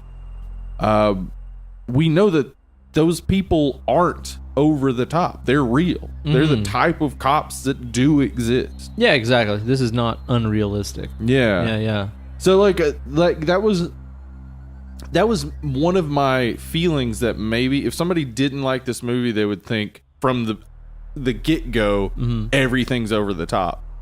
but it's really just the framing device that's over the top. Yeah, definitely. Everything else is pretty viable. Very true to what it would be like. No doubt. It's disgusting. Honestly, like it's hard to watch. I like the zombie effects that we have of whenever dude comes back. I think he looks cool. He's got this kind of blistered, bubbly looking thing. Yeah. I didn't understand later on whenever like his chest gets opened up and he's got like it's like a green potion bottle. It actually, I believe that was supposed to be a bong, and then he also shoots out needles. Like he's now like filled with drugs or something. I don't really understand. I didn't get that exactly. The needles are all over that Mouth of Madness alley. Yeah. And stuff. Yeah, he like summons them and to fight for him. I don't now know. He controls drugs. He gains drug powers. I liked about it too is the soundtrack for this one. I thought was really, really cool. It's like kind of avant-garde jazz. It's like a lot of jazz drumming and stuff, especially in this, which I thought was really cool because I kind of expected the whole thing to be gangster rap. Yeah, gangster rap. Yeah, and there's stuff a bunch like that. of it in here, obviously. But I like too that this movie is like, hey, this is a black movie and jazz is that's true. One of the most important black art forms that has been contributed to society, to human history. So we should make this an element of this story. So whenever like there's the chase scenes going on and there's like some really crazy like frantic jazz drumming and stuff going on, I was like, damn, this is fucking cool and not what I expected. That's when I was like, this movie is not what I was anticipating out of it. It's whenever I got those soundtrack cues and stuff. My favorite kill in this first one is the painting kill. Yeah, the guy that's cool. basically gets turned into paint. Yeah.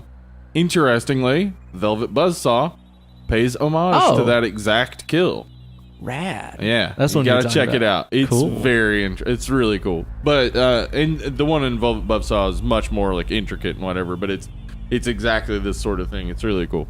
And I think that one of the main messages here with this one too is because at the end of the movie, it's not just that. Again, this politician guy gets revenge on these cops by killing him.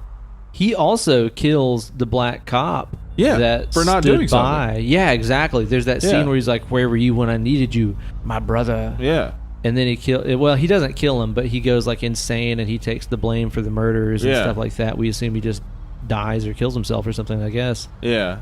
And I think that's pretty bold because this could have gotten away with just being a revenge story of a ghost getting revenge on these white cops that killed him, and I think that would have been shallow in a way. Like it would have been deserved, but it would have been shallow too. But I think it's interesting that it also puts some responsibility in being like, hey, if you're watching this shit happen and you don't actively do something to try to stop it, you're guilty too. Yeah, I mean, that was one of the major things that you saw in a lot of movies. Like, I believe it's Menace to Society, where the black cop is like the meanest to them. I haven't seen that. Well, like you would hear a lot of these stories at that time too. That it's like the black cops would sometimes be even worse in a way, like to sort of prove to the white cops that they were on the white side. That's fucked up. So yeah, like. We see some stuff about that later in this movie too. Yeah, exactly. Yeah. But yeah, this doesn't let him off the hook. Yeah. Because he didn't do anything when he could have done something. Wow, yeah. Oh, and it's cool too because it doesn't just, I'll also say it doesn't just paint the picture of cops bad. Oh no, yeah. I mean, there's even a part of this. This guy's a good guy, and even the bully's partner, he seems to push him around and make him do stuff. Like he makes him go pee, on the grave, and he doesn't want to. Yeah. So it's like this peer pressure, crime syndicate type of thing. Yeah. Well, but it also shows too that it's like there are good cops and stuff out there, and even of course there are. The politician guy is like, we don't have a problem with good cops. Mm-hmm. It's just the fucking racist, awful ones. Yeah. I think it was cool that it kind of showed that element where it's like, hey, if you're inside and you have the ability to influence and affect the outcomes of these things, something. And do something about it, or else you're guilty too. Right. Yeah. Like, I mean, okay, so like my thought immediately when he said that was like, well, he would have gotten killed, but then it's like, well, that would have been mysterious in its own, like that a cop also got killed. Yeah. This guy, of course, then he could have said something. Maybe it wouldn't have done anything. Mm-hmm. Maybe the entire LAPD was corrupt, and they were, and maybe still are. Yeah. But they were at that point. And maybe it wouldn't have gotten anywhere. Yeah. But at least he would have tried. At least he could have gone to a journalist and been like, okay, this is what happened. And he could have done something, yeah. But he did nothing. Right. Yeah, he just fell into depression and drinking. Yeah. Yeah, so he's not off the hook. It's a cool story. And again, one of those ones where could you make an entire, hour and a half, hour 40 movie about it? No, I don't really think it would be cheesy probably. Yeah, but it works perfectly as a short. You know, a lot of these anthology flicks, whenever you really start thinking about a lot of them, they kind of quickly fall into that category of a bad person gets his just desserts. Yes. Or somebody ends up in a situation that is not what it seems. It's like that's pretty much every anthology. That's pretty short, a lot of anthologies are morality tales. Exactly. Or just like a quick twist. Yeah. That wouldn't work over, because that is the thing people get pissed off about with twists sometimes, is like, I've been watching this for 2 hours and you just been lying to me. Yeah. Oh, and it was all a dream. Yeah, Fuck. but if it's 15 minutes, it's like, oh, that's pretty cool. It's an interesting twist. Yeah, that's true. Yeah, the lack of time invested makes it kind of more fun at the end, for sure. Now, the second story that we have in here is all about domestic abuse. Oh, man. And it's the also most, I think it's the most rough. brutal. I think it is the most brutal because, oh, man. So I looked up some statistics on this. Statistics. And the statistics say, the stats say that in 1994, there were about 20.3 cases of domestic abuse per 1,000 African Americans. Whoa, that's really high. Ooh, that's terrible. It was about 5 points higher than other groups at the time. It's still bad to think it's only 5 points higher. Yeah. And since 2010, by the way, that number's down to 7.8 per 1,000. That's a lot fucking better. Wow, that's great. Good. That's wonderful to hear. But domestic abuse was a major, serious issue at the time among African Americans, that it was just happening far too much. Yeah, that sucks. And so it's dealt with a lot in movies of the period. Mm-hmm. The one that I think of immediately is The Color Purple. Okay. From 84, the miniseries. Mm-hmm. Domestic abuse was an issue. It's an issue, obviously, that everyone has to deal with, but specifically for the black community was a major issue because I think maybe Rusty kind of, because he plays the teacher in this. Yeah, sort of the savior in this. I think maybe Rusty kind of is adding some autobiographical, or at least biographical. Maybe he knows somebody who went through stuff like this. Sure. Like this young black man is growing up seeing all this and being abused and all this. And I think that this is on the steps to the final segment, the gang violence. Yeah. The idea would be that if he grew up in this, how would he escape it? Right. Just like with the gang violence, when he grew up in this is all he's ever known. How do you escape it? Yeah. And so he's got this sort of Twilight Zone power that he can draw anything. Yeah, because he talks about this monster that comes. Yeah, he keeps talking about. I like how they did that too. Because it does seem like, there's a monster involved. A literal monster. Yeah, he's got a clawed hand. Then it turns out that it's his horrendous father. Yeah, well, played by David Allen Greer. It's his mom's boyfriend. Mom's boyfriend, right? Yeah. Because he says the monster appeared after my dad died. Seriously, anytime a child's murdered, mom's boyfriend, almost every time. Yeah. It's not good. Yeah, played by David Allen Greer, which this is unexpected. He had only done comedy stuff up to here. But he is a classically trained actor, but he had only done comedy. So the expectation when you see him is, he's not going to be the bad guy. He's fucking awful in this, dude. Awful. Oh my god. He is so we say awful, we mean great. David Allen Greer is great. Yeah, he plays it extremely well. Awful. Yeah. I mean, dude, he starts fucking wailing on that kid and wailing on the mom. God. And that's the thing. That's the most brutal part. is that it just shows it. Like, very unapologetic. Yeah. Just violence on women and kids in this. Yeah. Yeah, because I think this is, again, confrontation. Like, you can't just talk about the issue as statistics. You have to talk about the issue as individuals dealing with this. Well, and again, it's like, early on in the movie, whenever we see that clawed monster hand coming around the door, and we hear the growls and stuff like that. Yeah. It's not scary at all. It didn't make me go, oh, God, what's going to happen? Yeah. But it's like whenever you're confronted with the very real issue of an abusive domestic relationship, it's like that makes you feel fucking terrible and uncomfortable because it's real. Yeah. That shit is happening everywhere all the time. You know? My mother was a victim of domestic abuse. Dude, everybody knows somebody. Yep, I have known others. Our friend Holly Fard. Yeah. Holly Ford Rummy. Her mother worked, or maybe still does, in a women's shelter. Really? I didn't know that. And damn. Just to hear those stories, it's frightening. Oh yeah, like if you're somebody that doesn't know someone who's been a victim of domestic abuse, you are you're very fortunate, rarity. Or I mean, you live in a bubble, Yeah. There's no way everybody knows somebody who's bubble where people don't tell you next door someone's being abused. Yeah, exactly. It's happening. Everybody knows somebody, man. Yeah. Everybody knows somebody.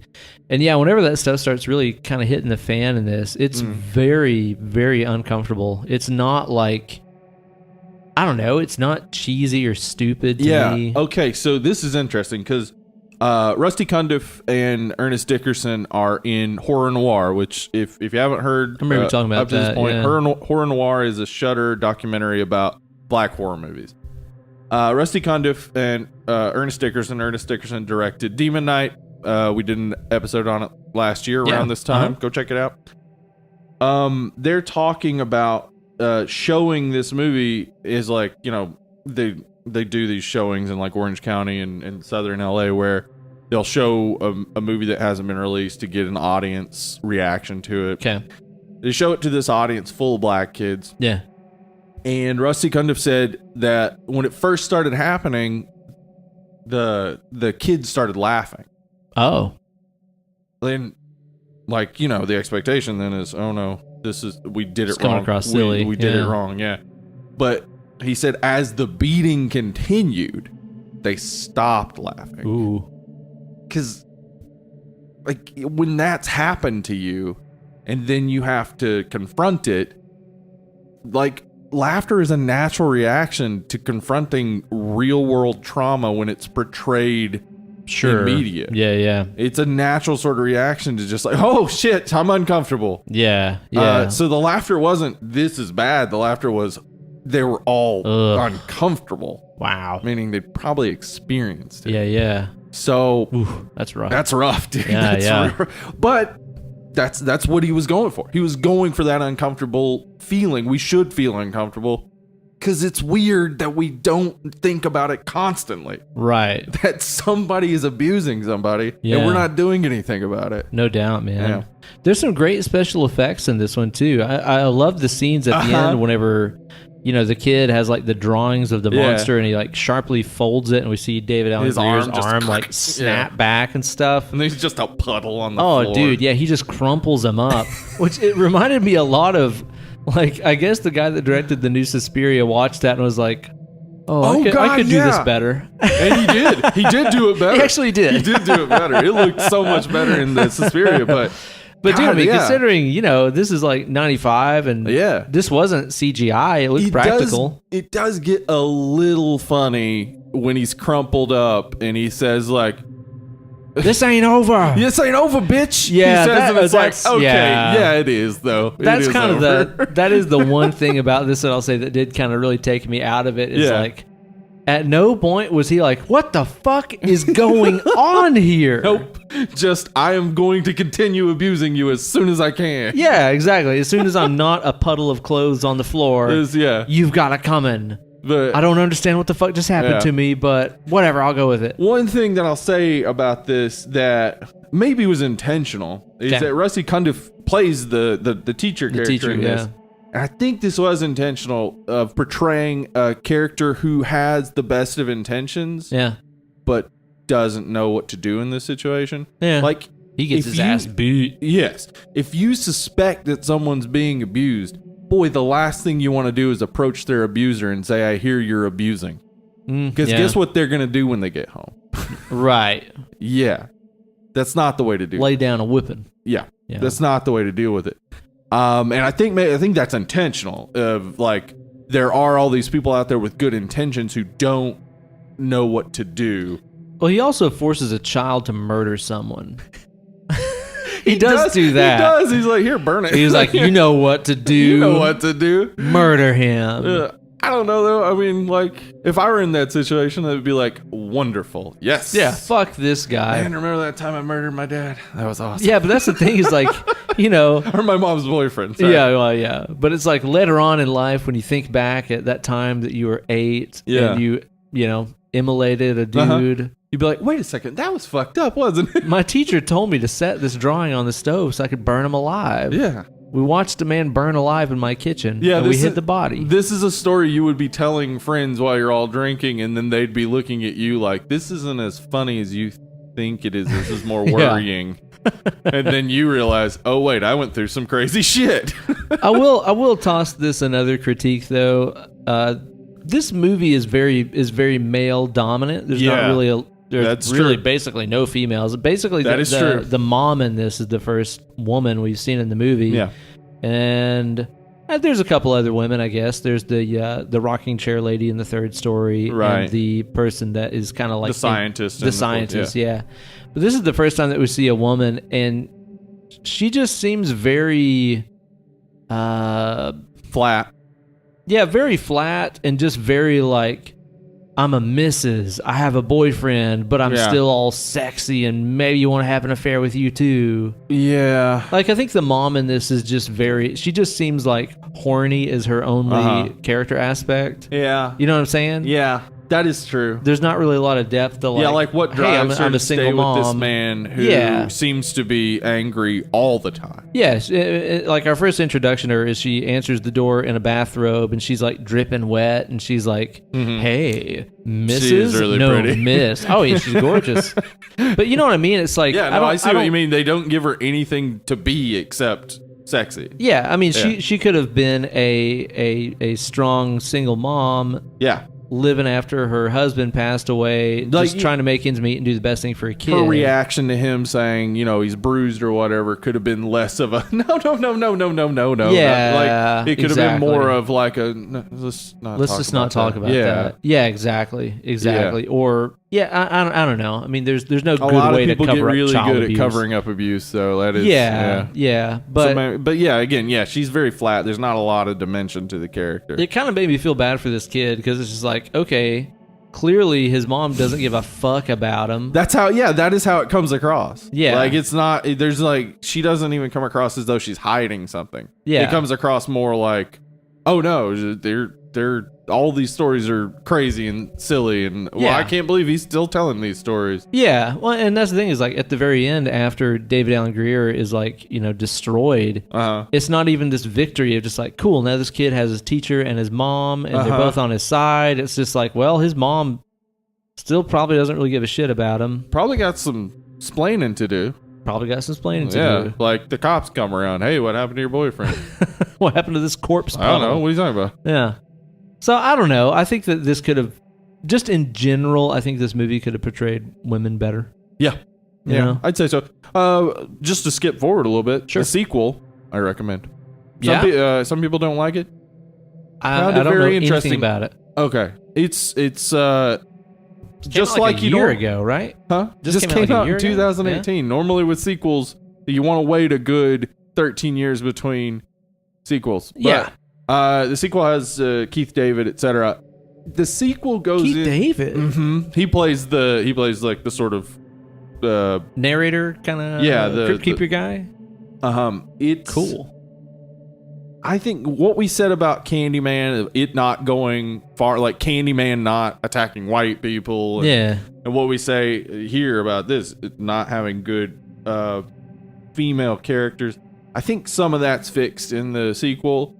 And also, the sequel goes further. Like, I'll just say, for instance, a white kid gets his guts whipped out by a racist caricature. Holy shit. And that's the first segment. Oh. So, like, it is much more, I think, more angry and more like, this shit is still happening. Yeah.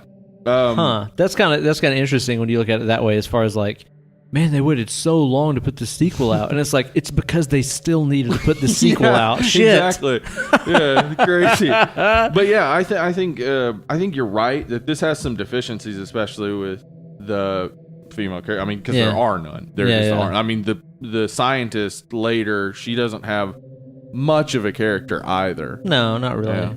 Now, the third story in here is about rampant racism in politics. Yeah. Which, that's the thing, is like, whenever you have the people that are writing the laws that affect you and they don't give a fuck about you. Yeah. That's pretty scary. When they specifically hate you. Yeah. Yeah, Steve King. Yeah, exactly. Mm-hmm. And it's like, it's 2019 and we still have people that are open racist. Well, here's the open thing. White supremacists, open, fucking KKK supporters, people that maybe won't even condemn the KKK or their support. They won't of even them. just say out loud, the KKK is bad. Yeah. Maybe won't even say that. And again, they're making laws that affect you. That has to feel so unbelievably shitty. Like, in my lifetime, I've never had a politician write a law or enact any kind of policy that is like, they don't give a shit about white people. That's never happened.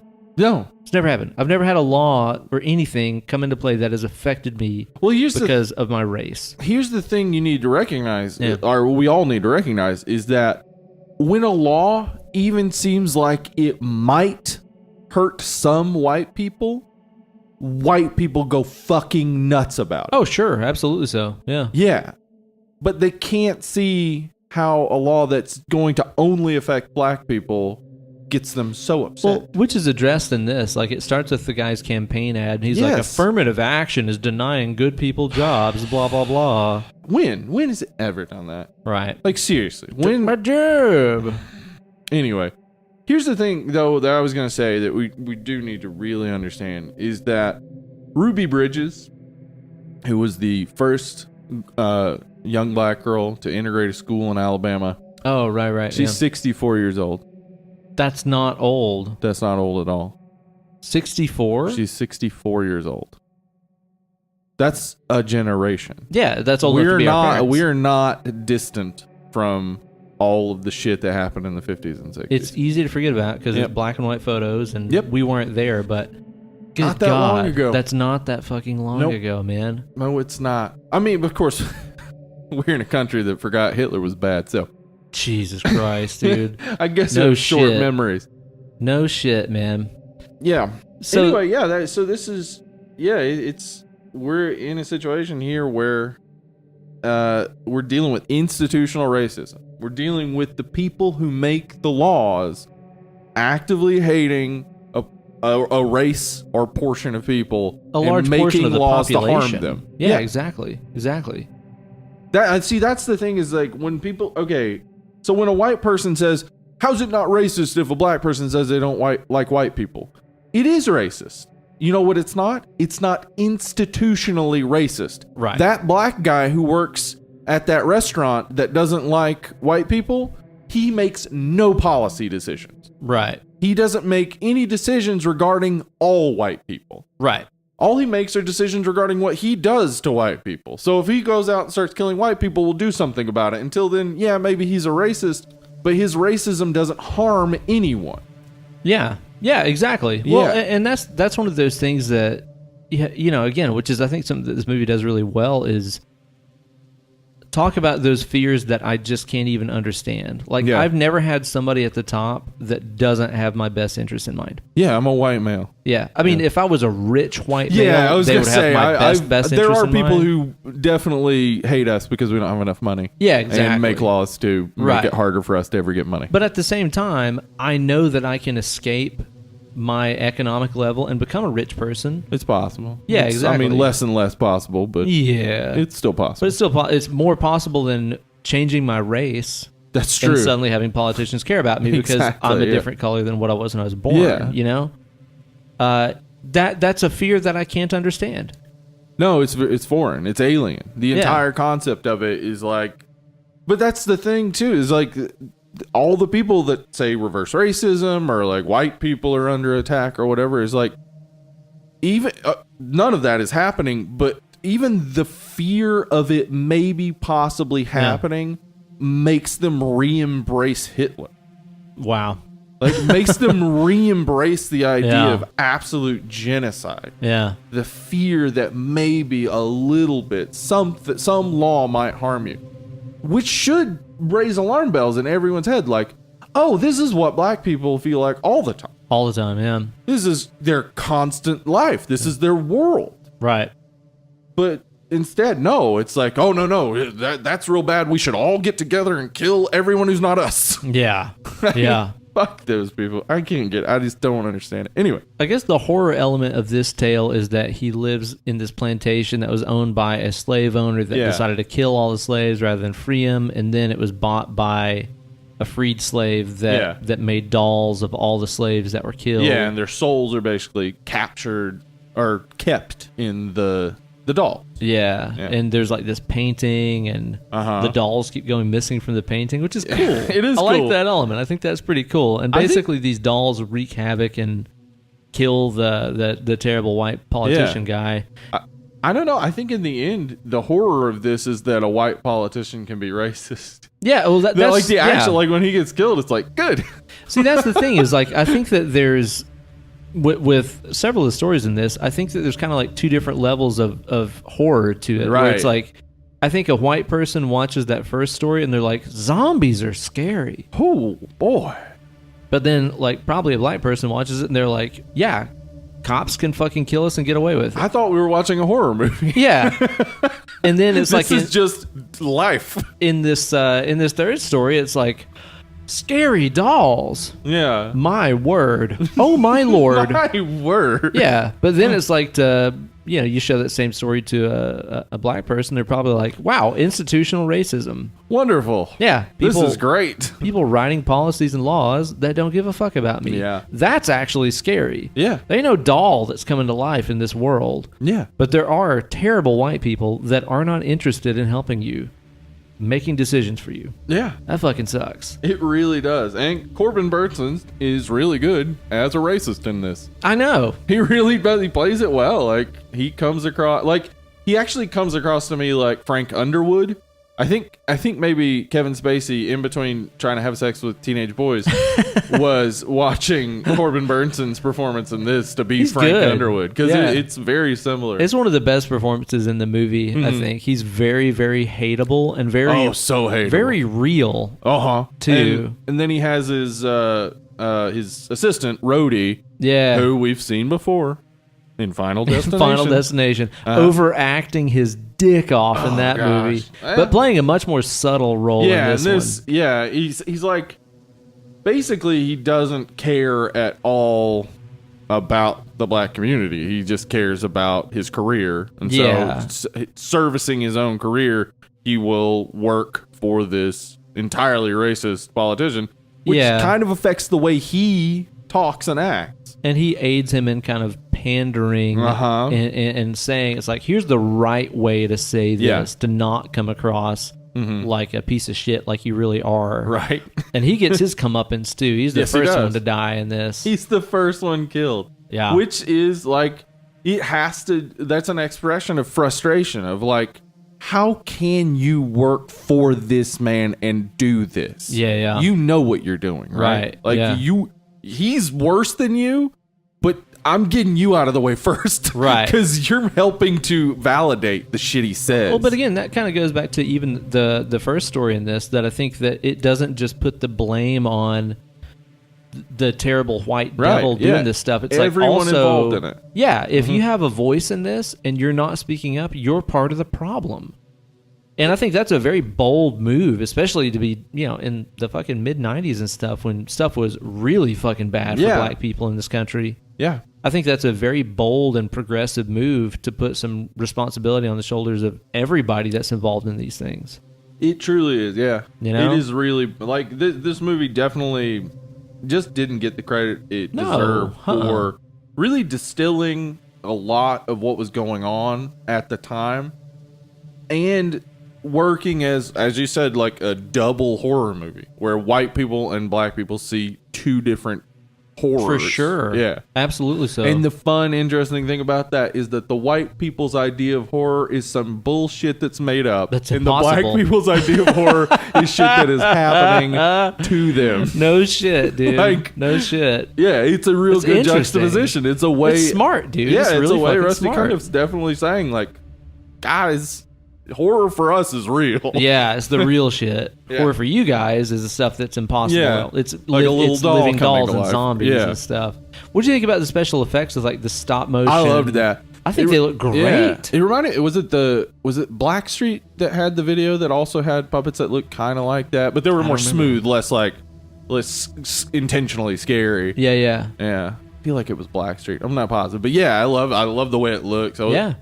I love that they keep showing the doll outside of the context of motion, because when it is moving, that's sort of green screen stuff. Yeah. And like, if we hadn't seen the doll so many times before that, it would just look cheap. But it actually ends up looking convincing.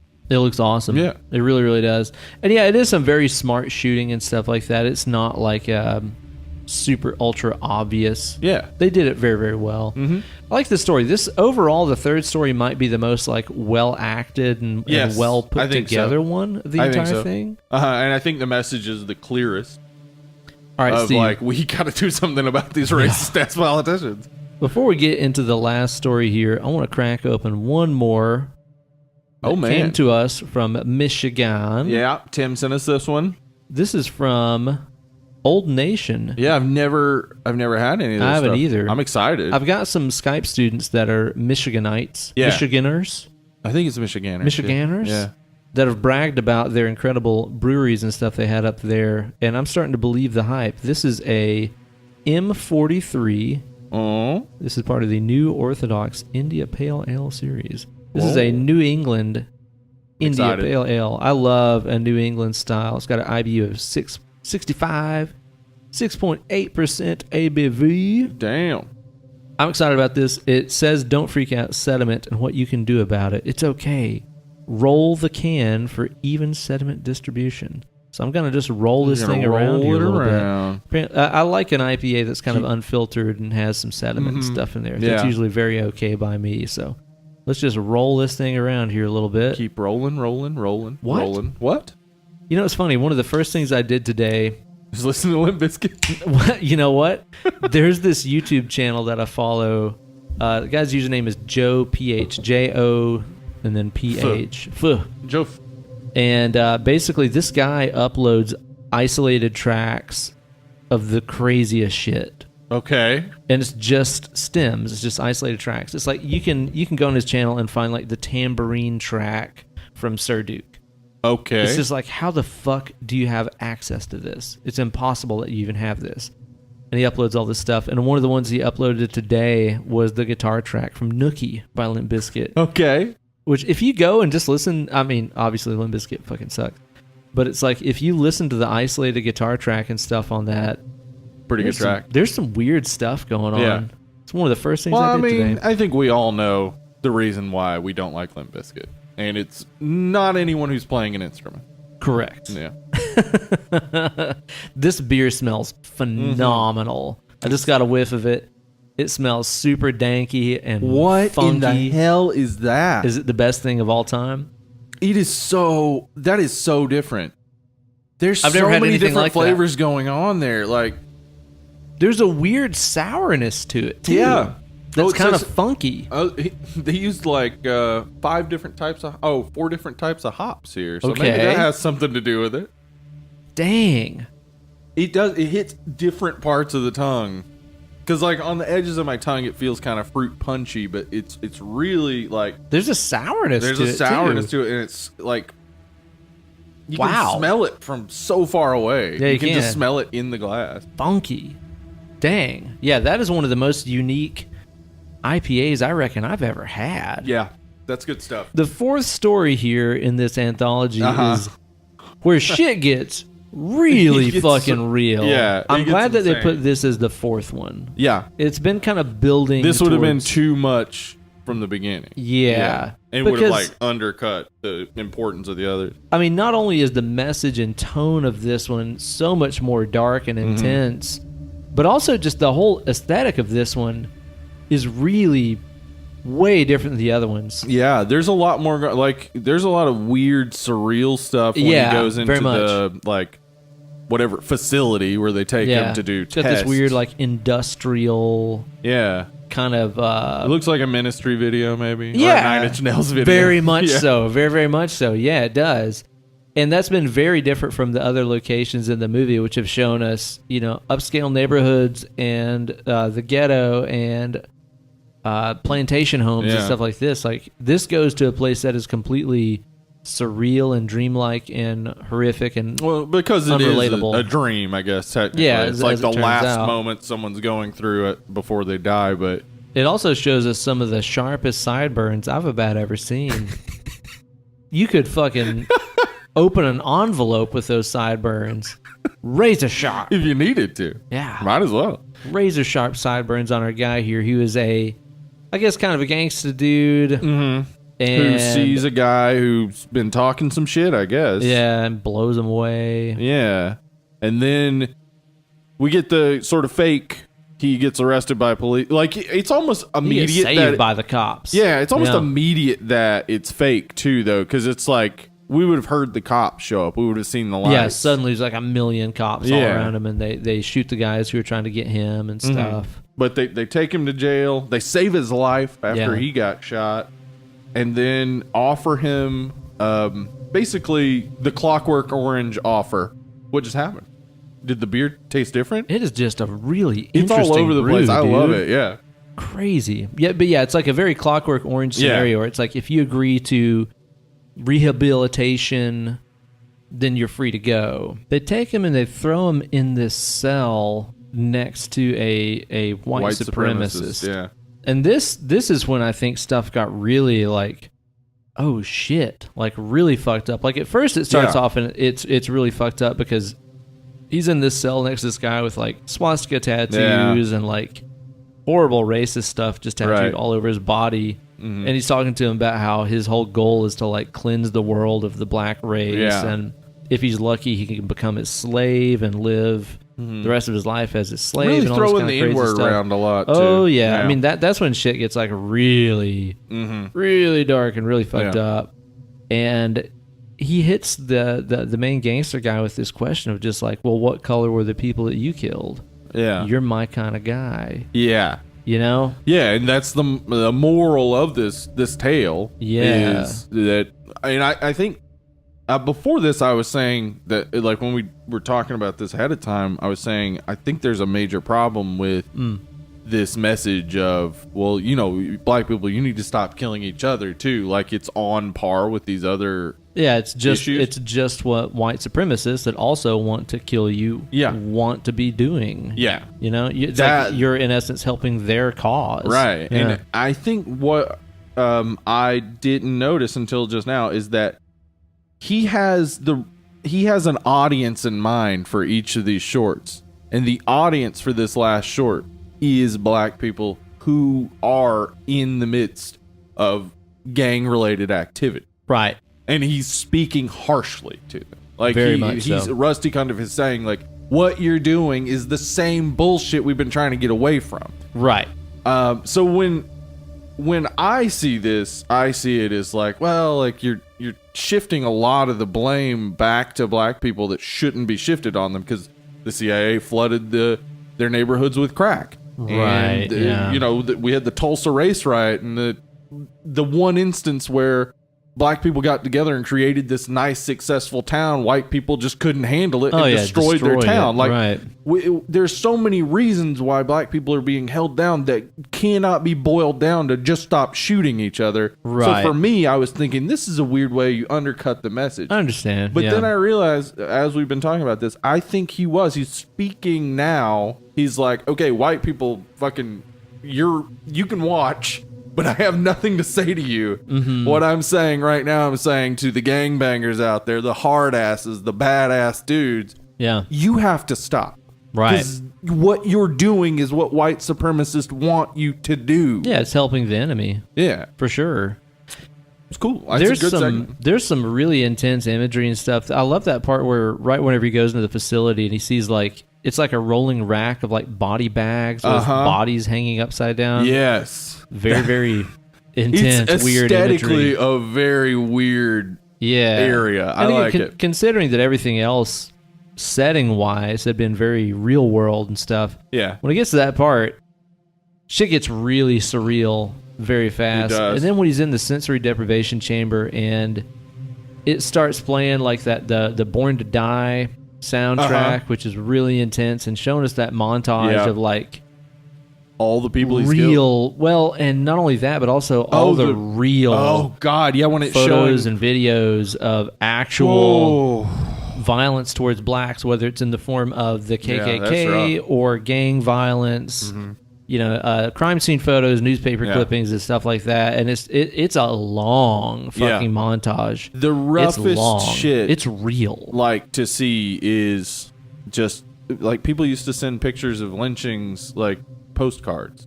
Yeah, like exactly. Everybody's hanging out having a good time killing a black man. Like, I mean, it shows. And we're not talking like 200 years ago. We're talking like the 50s. Yeah, like your grandparents when they were kids. Your grandparents could have gone to one of these things. I mean, it shows.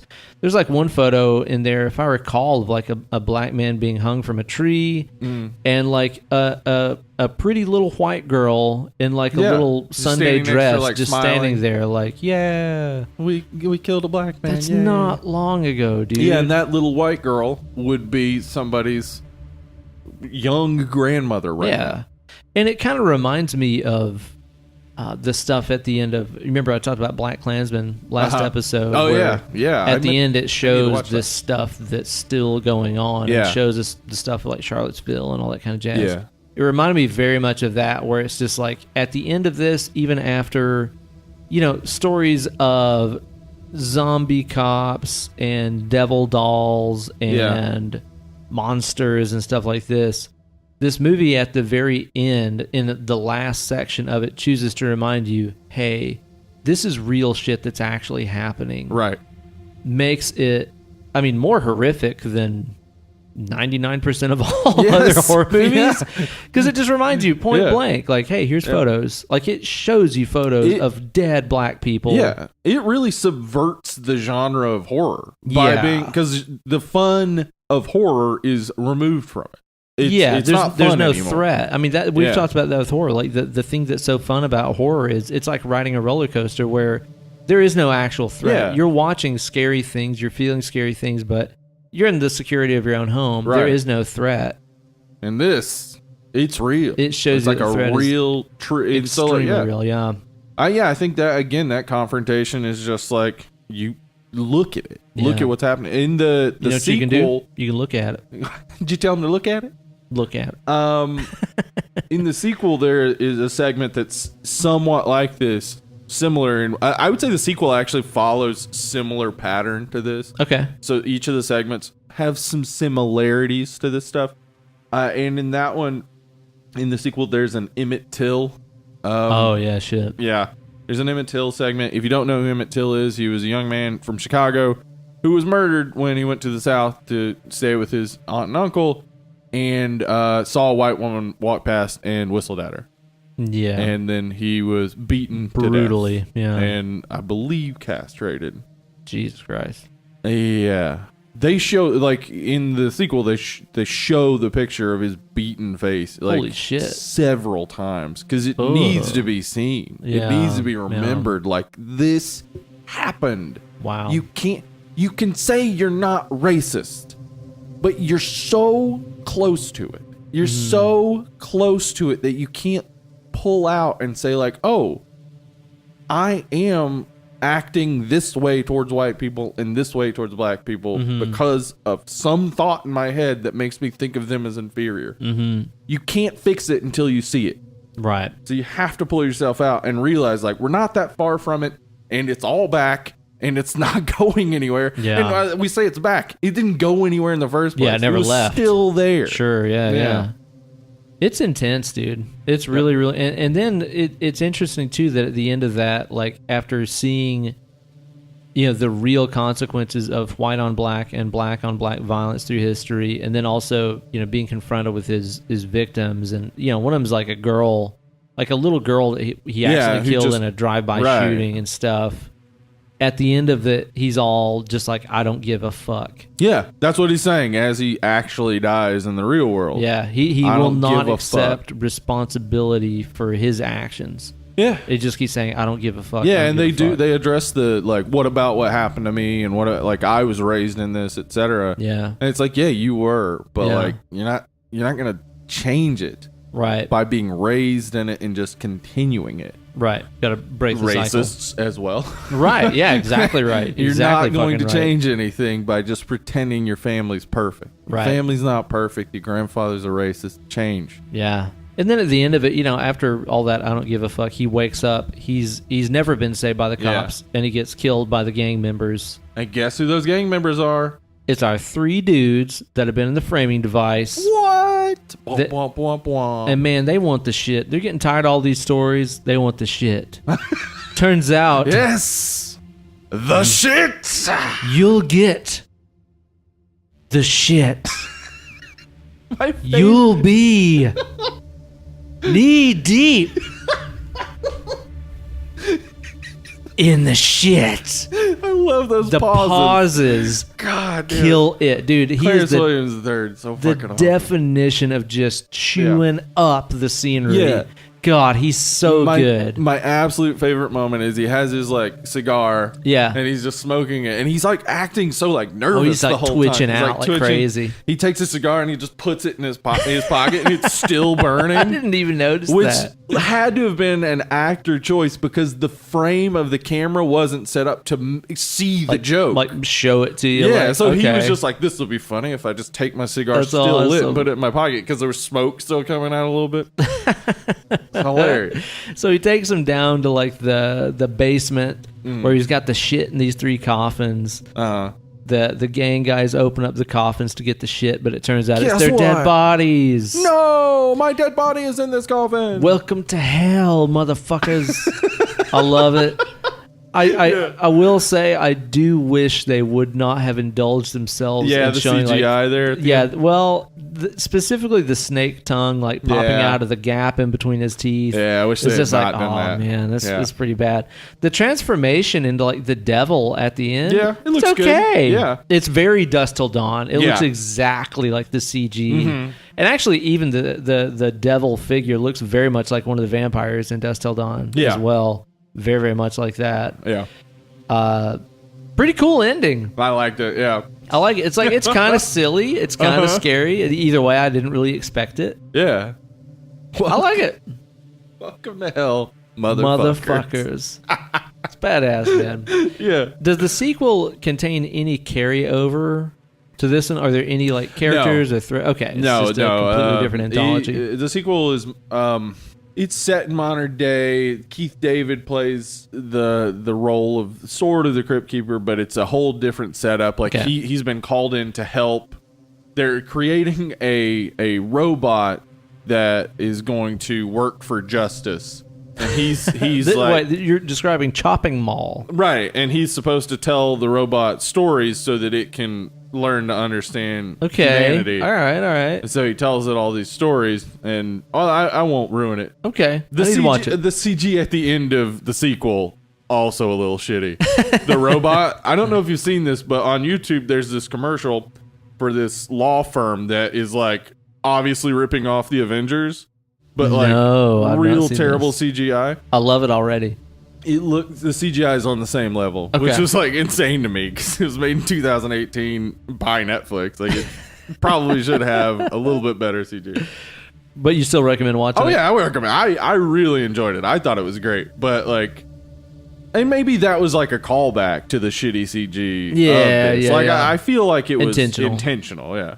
And I would recommend watching this movie, dude. Yes, I really would. Shudder. go check it. I think that it's a lot of fun. Again, it far exceeded my expectations, but I enjoyed it, man. Again, cool soundtrack stuff, cool visual effects in there, some good acting. There's some kind of crap acting. I think that Rusty Cundiff, yeah, he's not a great actor. He's not very good. Yeah. He's kind of the M. Night Shyamalan of this, where it's just like, you really shouldn't have put yourself in this movie. Yourself in this. It's not very good.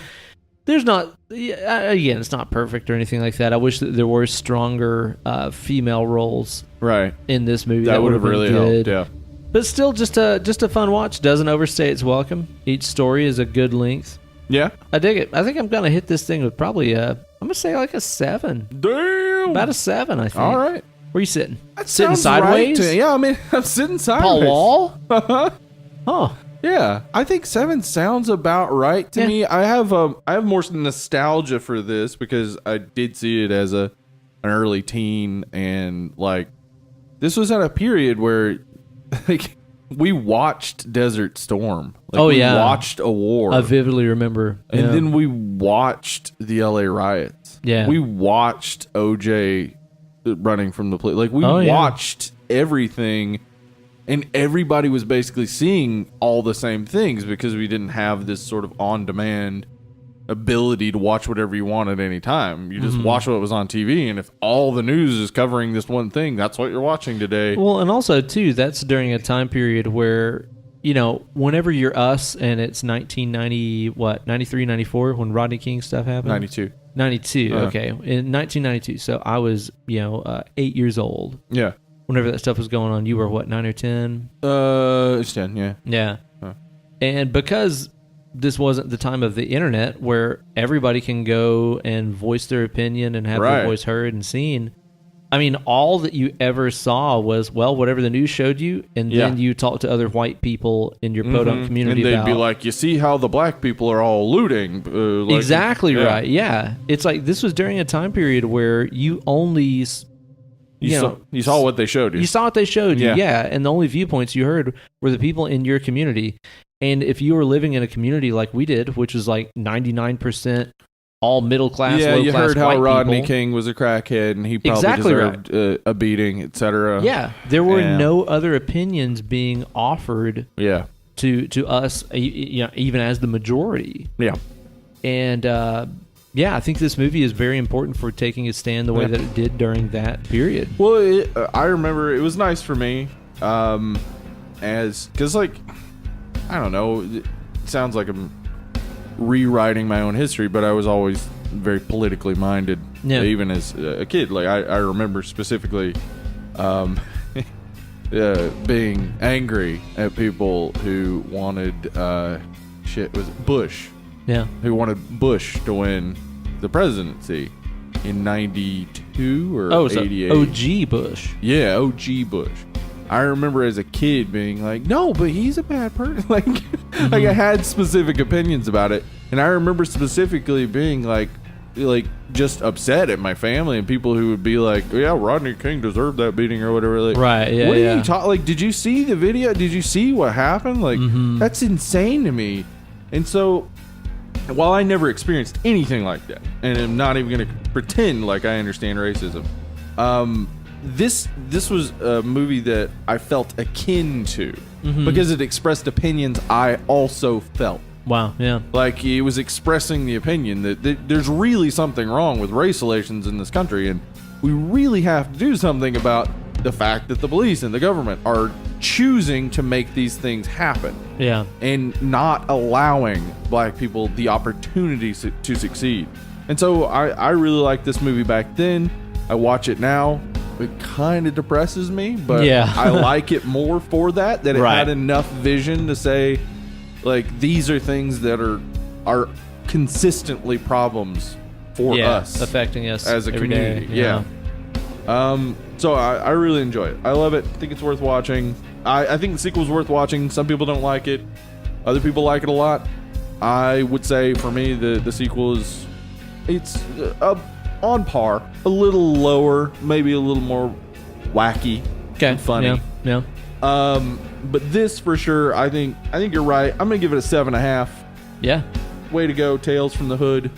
You're in the 7 Club. Woo! I don't know what that is. Just made it up. Well, Steve, what are we going to be talking about on the show next week? Oh, man. We are talking about Attack the Block. Which I've never seen. I bet a lot of people listening haven't seen it. Attack the Block. You need to see it. John Boyega, Nick Frost. I love it already. A number of people you're going to recognize. Oh, Jodie Williams, the current doctor. Oh, okay. Yeah. Is it Whitaker? Jodie Whitaker, sorry. Okay. She's in it. Yeah, and it's fun, funny, sci-fi horror. I like that. But it's also got like it's got a heart to it. It's got a message. Okay. I look forward to checking that one out, man. Is it streaming anywhere right now, or is it a rental? I think we looked it up, and I think you can rent it on a few different things. iTunes, Amazon, but I don't think it's streaming anymore. Well, I'll be sure to do that. In the meantime, you guys be sure to go on iTunes or whatever podcast app you're using, rate and review this show. Pretty please. We would really appreciate it. It just takes you a second to do and helps us out for all eternity to make our names echo in the halls of Valhalla. Jeez. I know, right? I didn't know that's what this podcast was for. Yeah, that's why I'm always encouraging the reviews. Damn. Okay, so more reviews, guys. I would like that. Yeah, echoing in the halls of Valhalla? Sounds pretty sick, right? I mean, Idris Elba's there. I want to hang with that guy for sure. Where can they follow us on social Medina? You could maybe check out @DeadLovelyPod. You could. On the Twitter and the Instagram. Maybe. You could also go to Facebook, where we have the Dead and Lovely podcast horror movie group. Just look up Dead and Lovely group. I believe in you.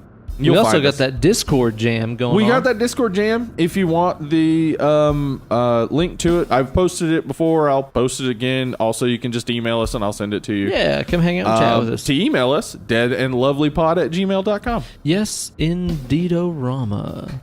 Yeah, thank you guys for tuning in. Be sure to check out the YouTube channel as well for new content all the doggone dang time. All the doggone dang time. I think tomorrow...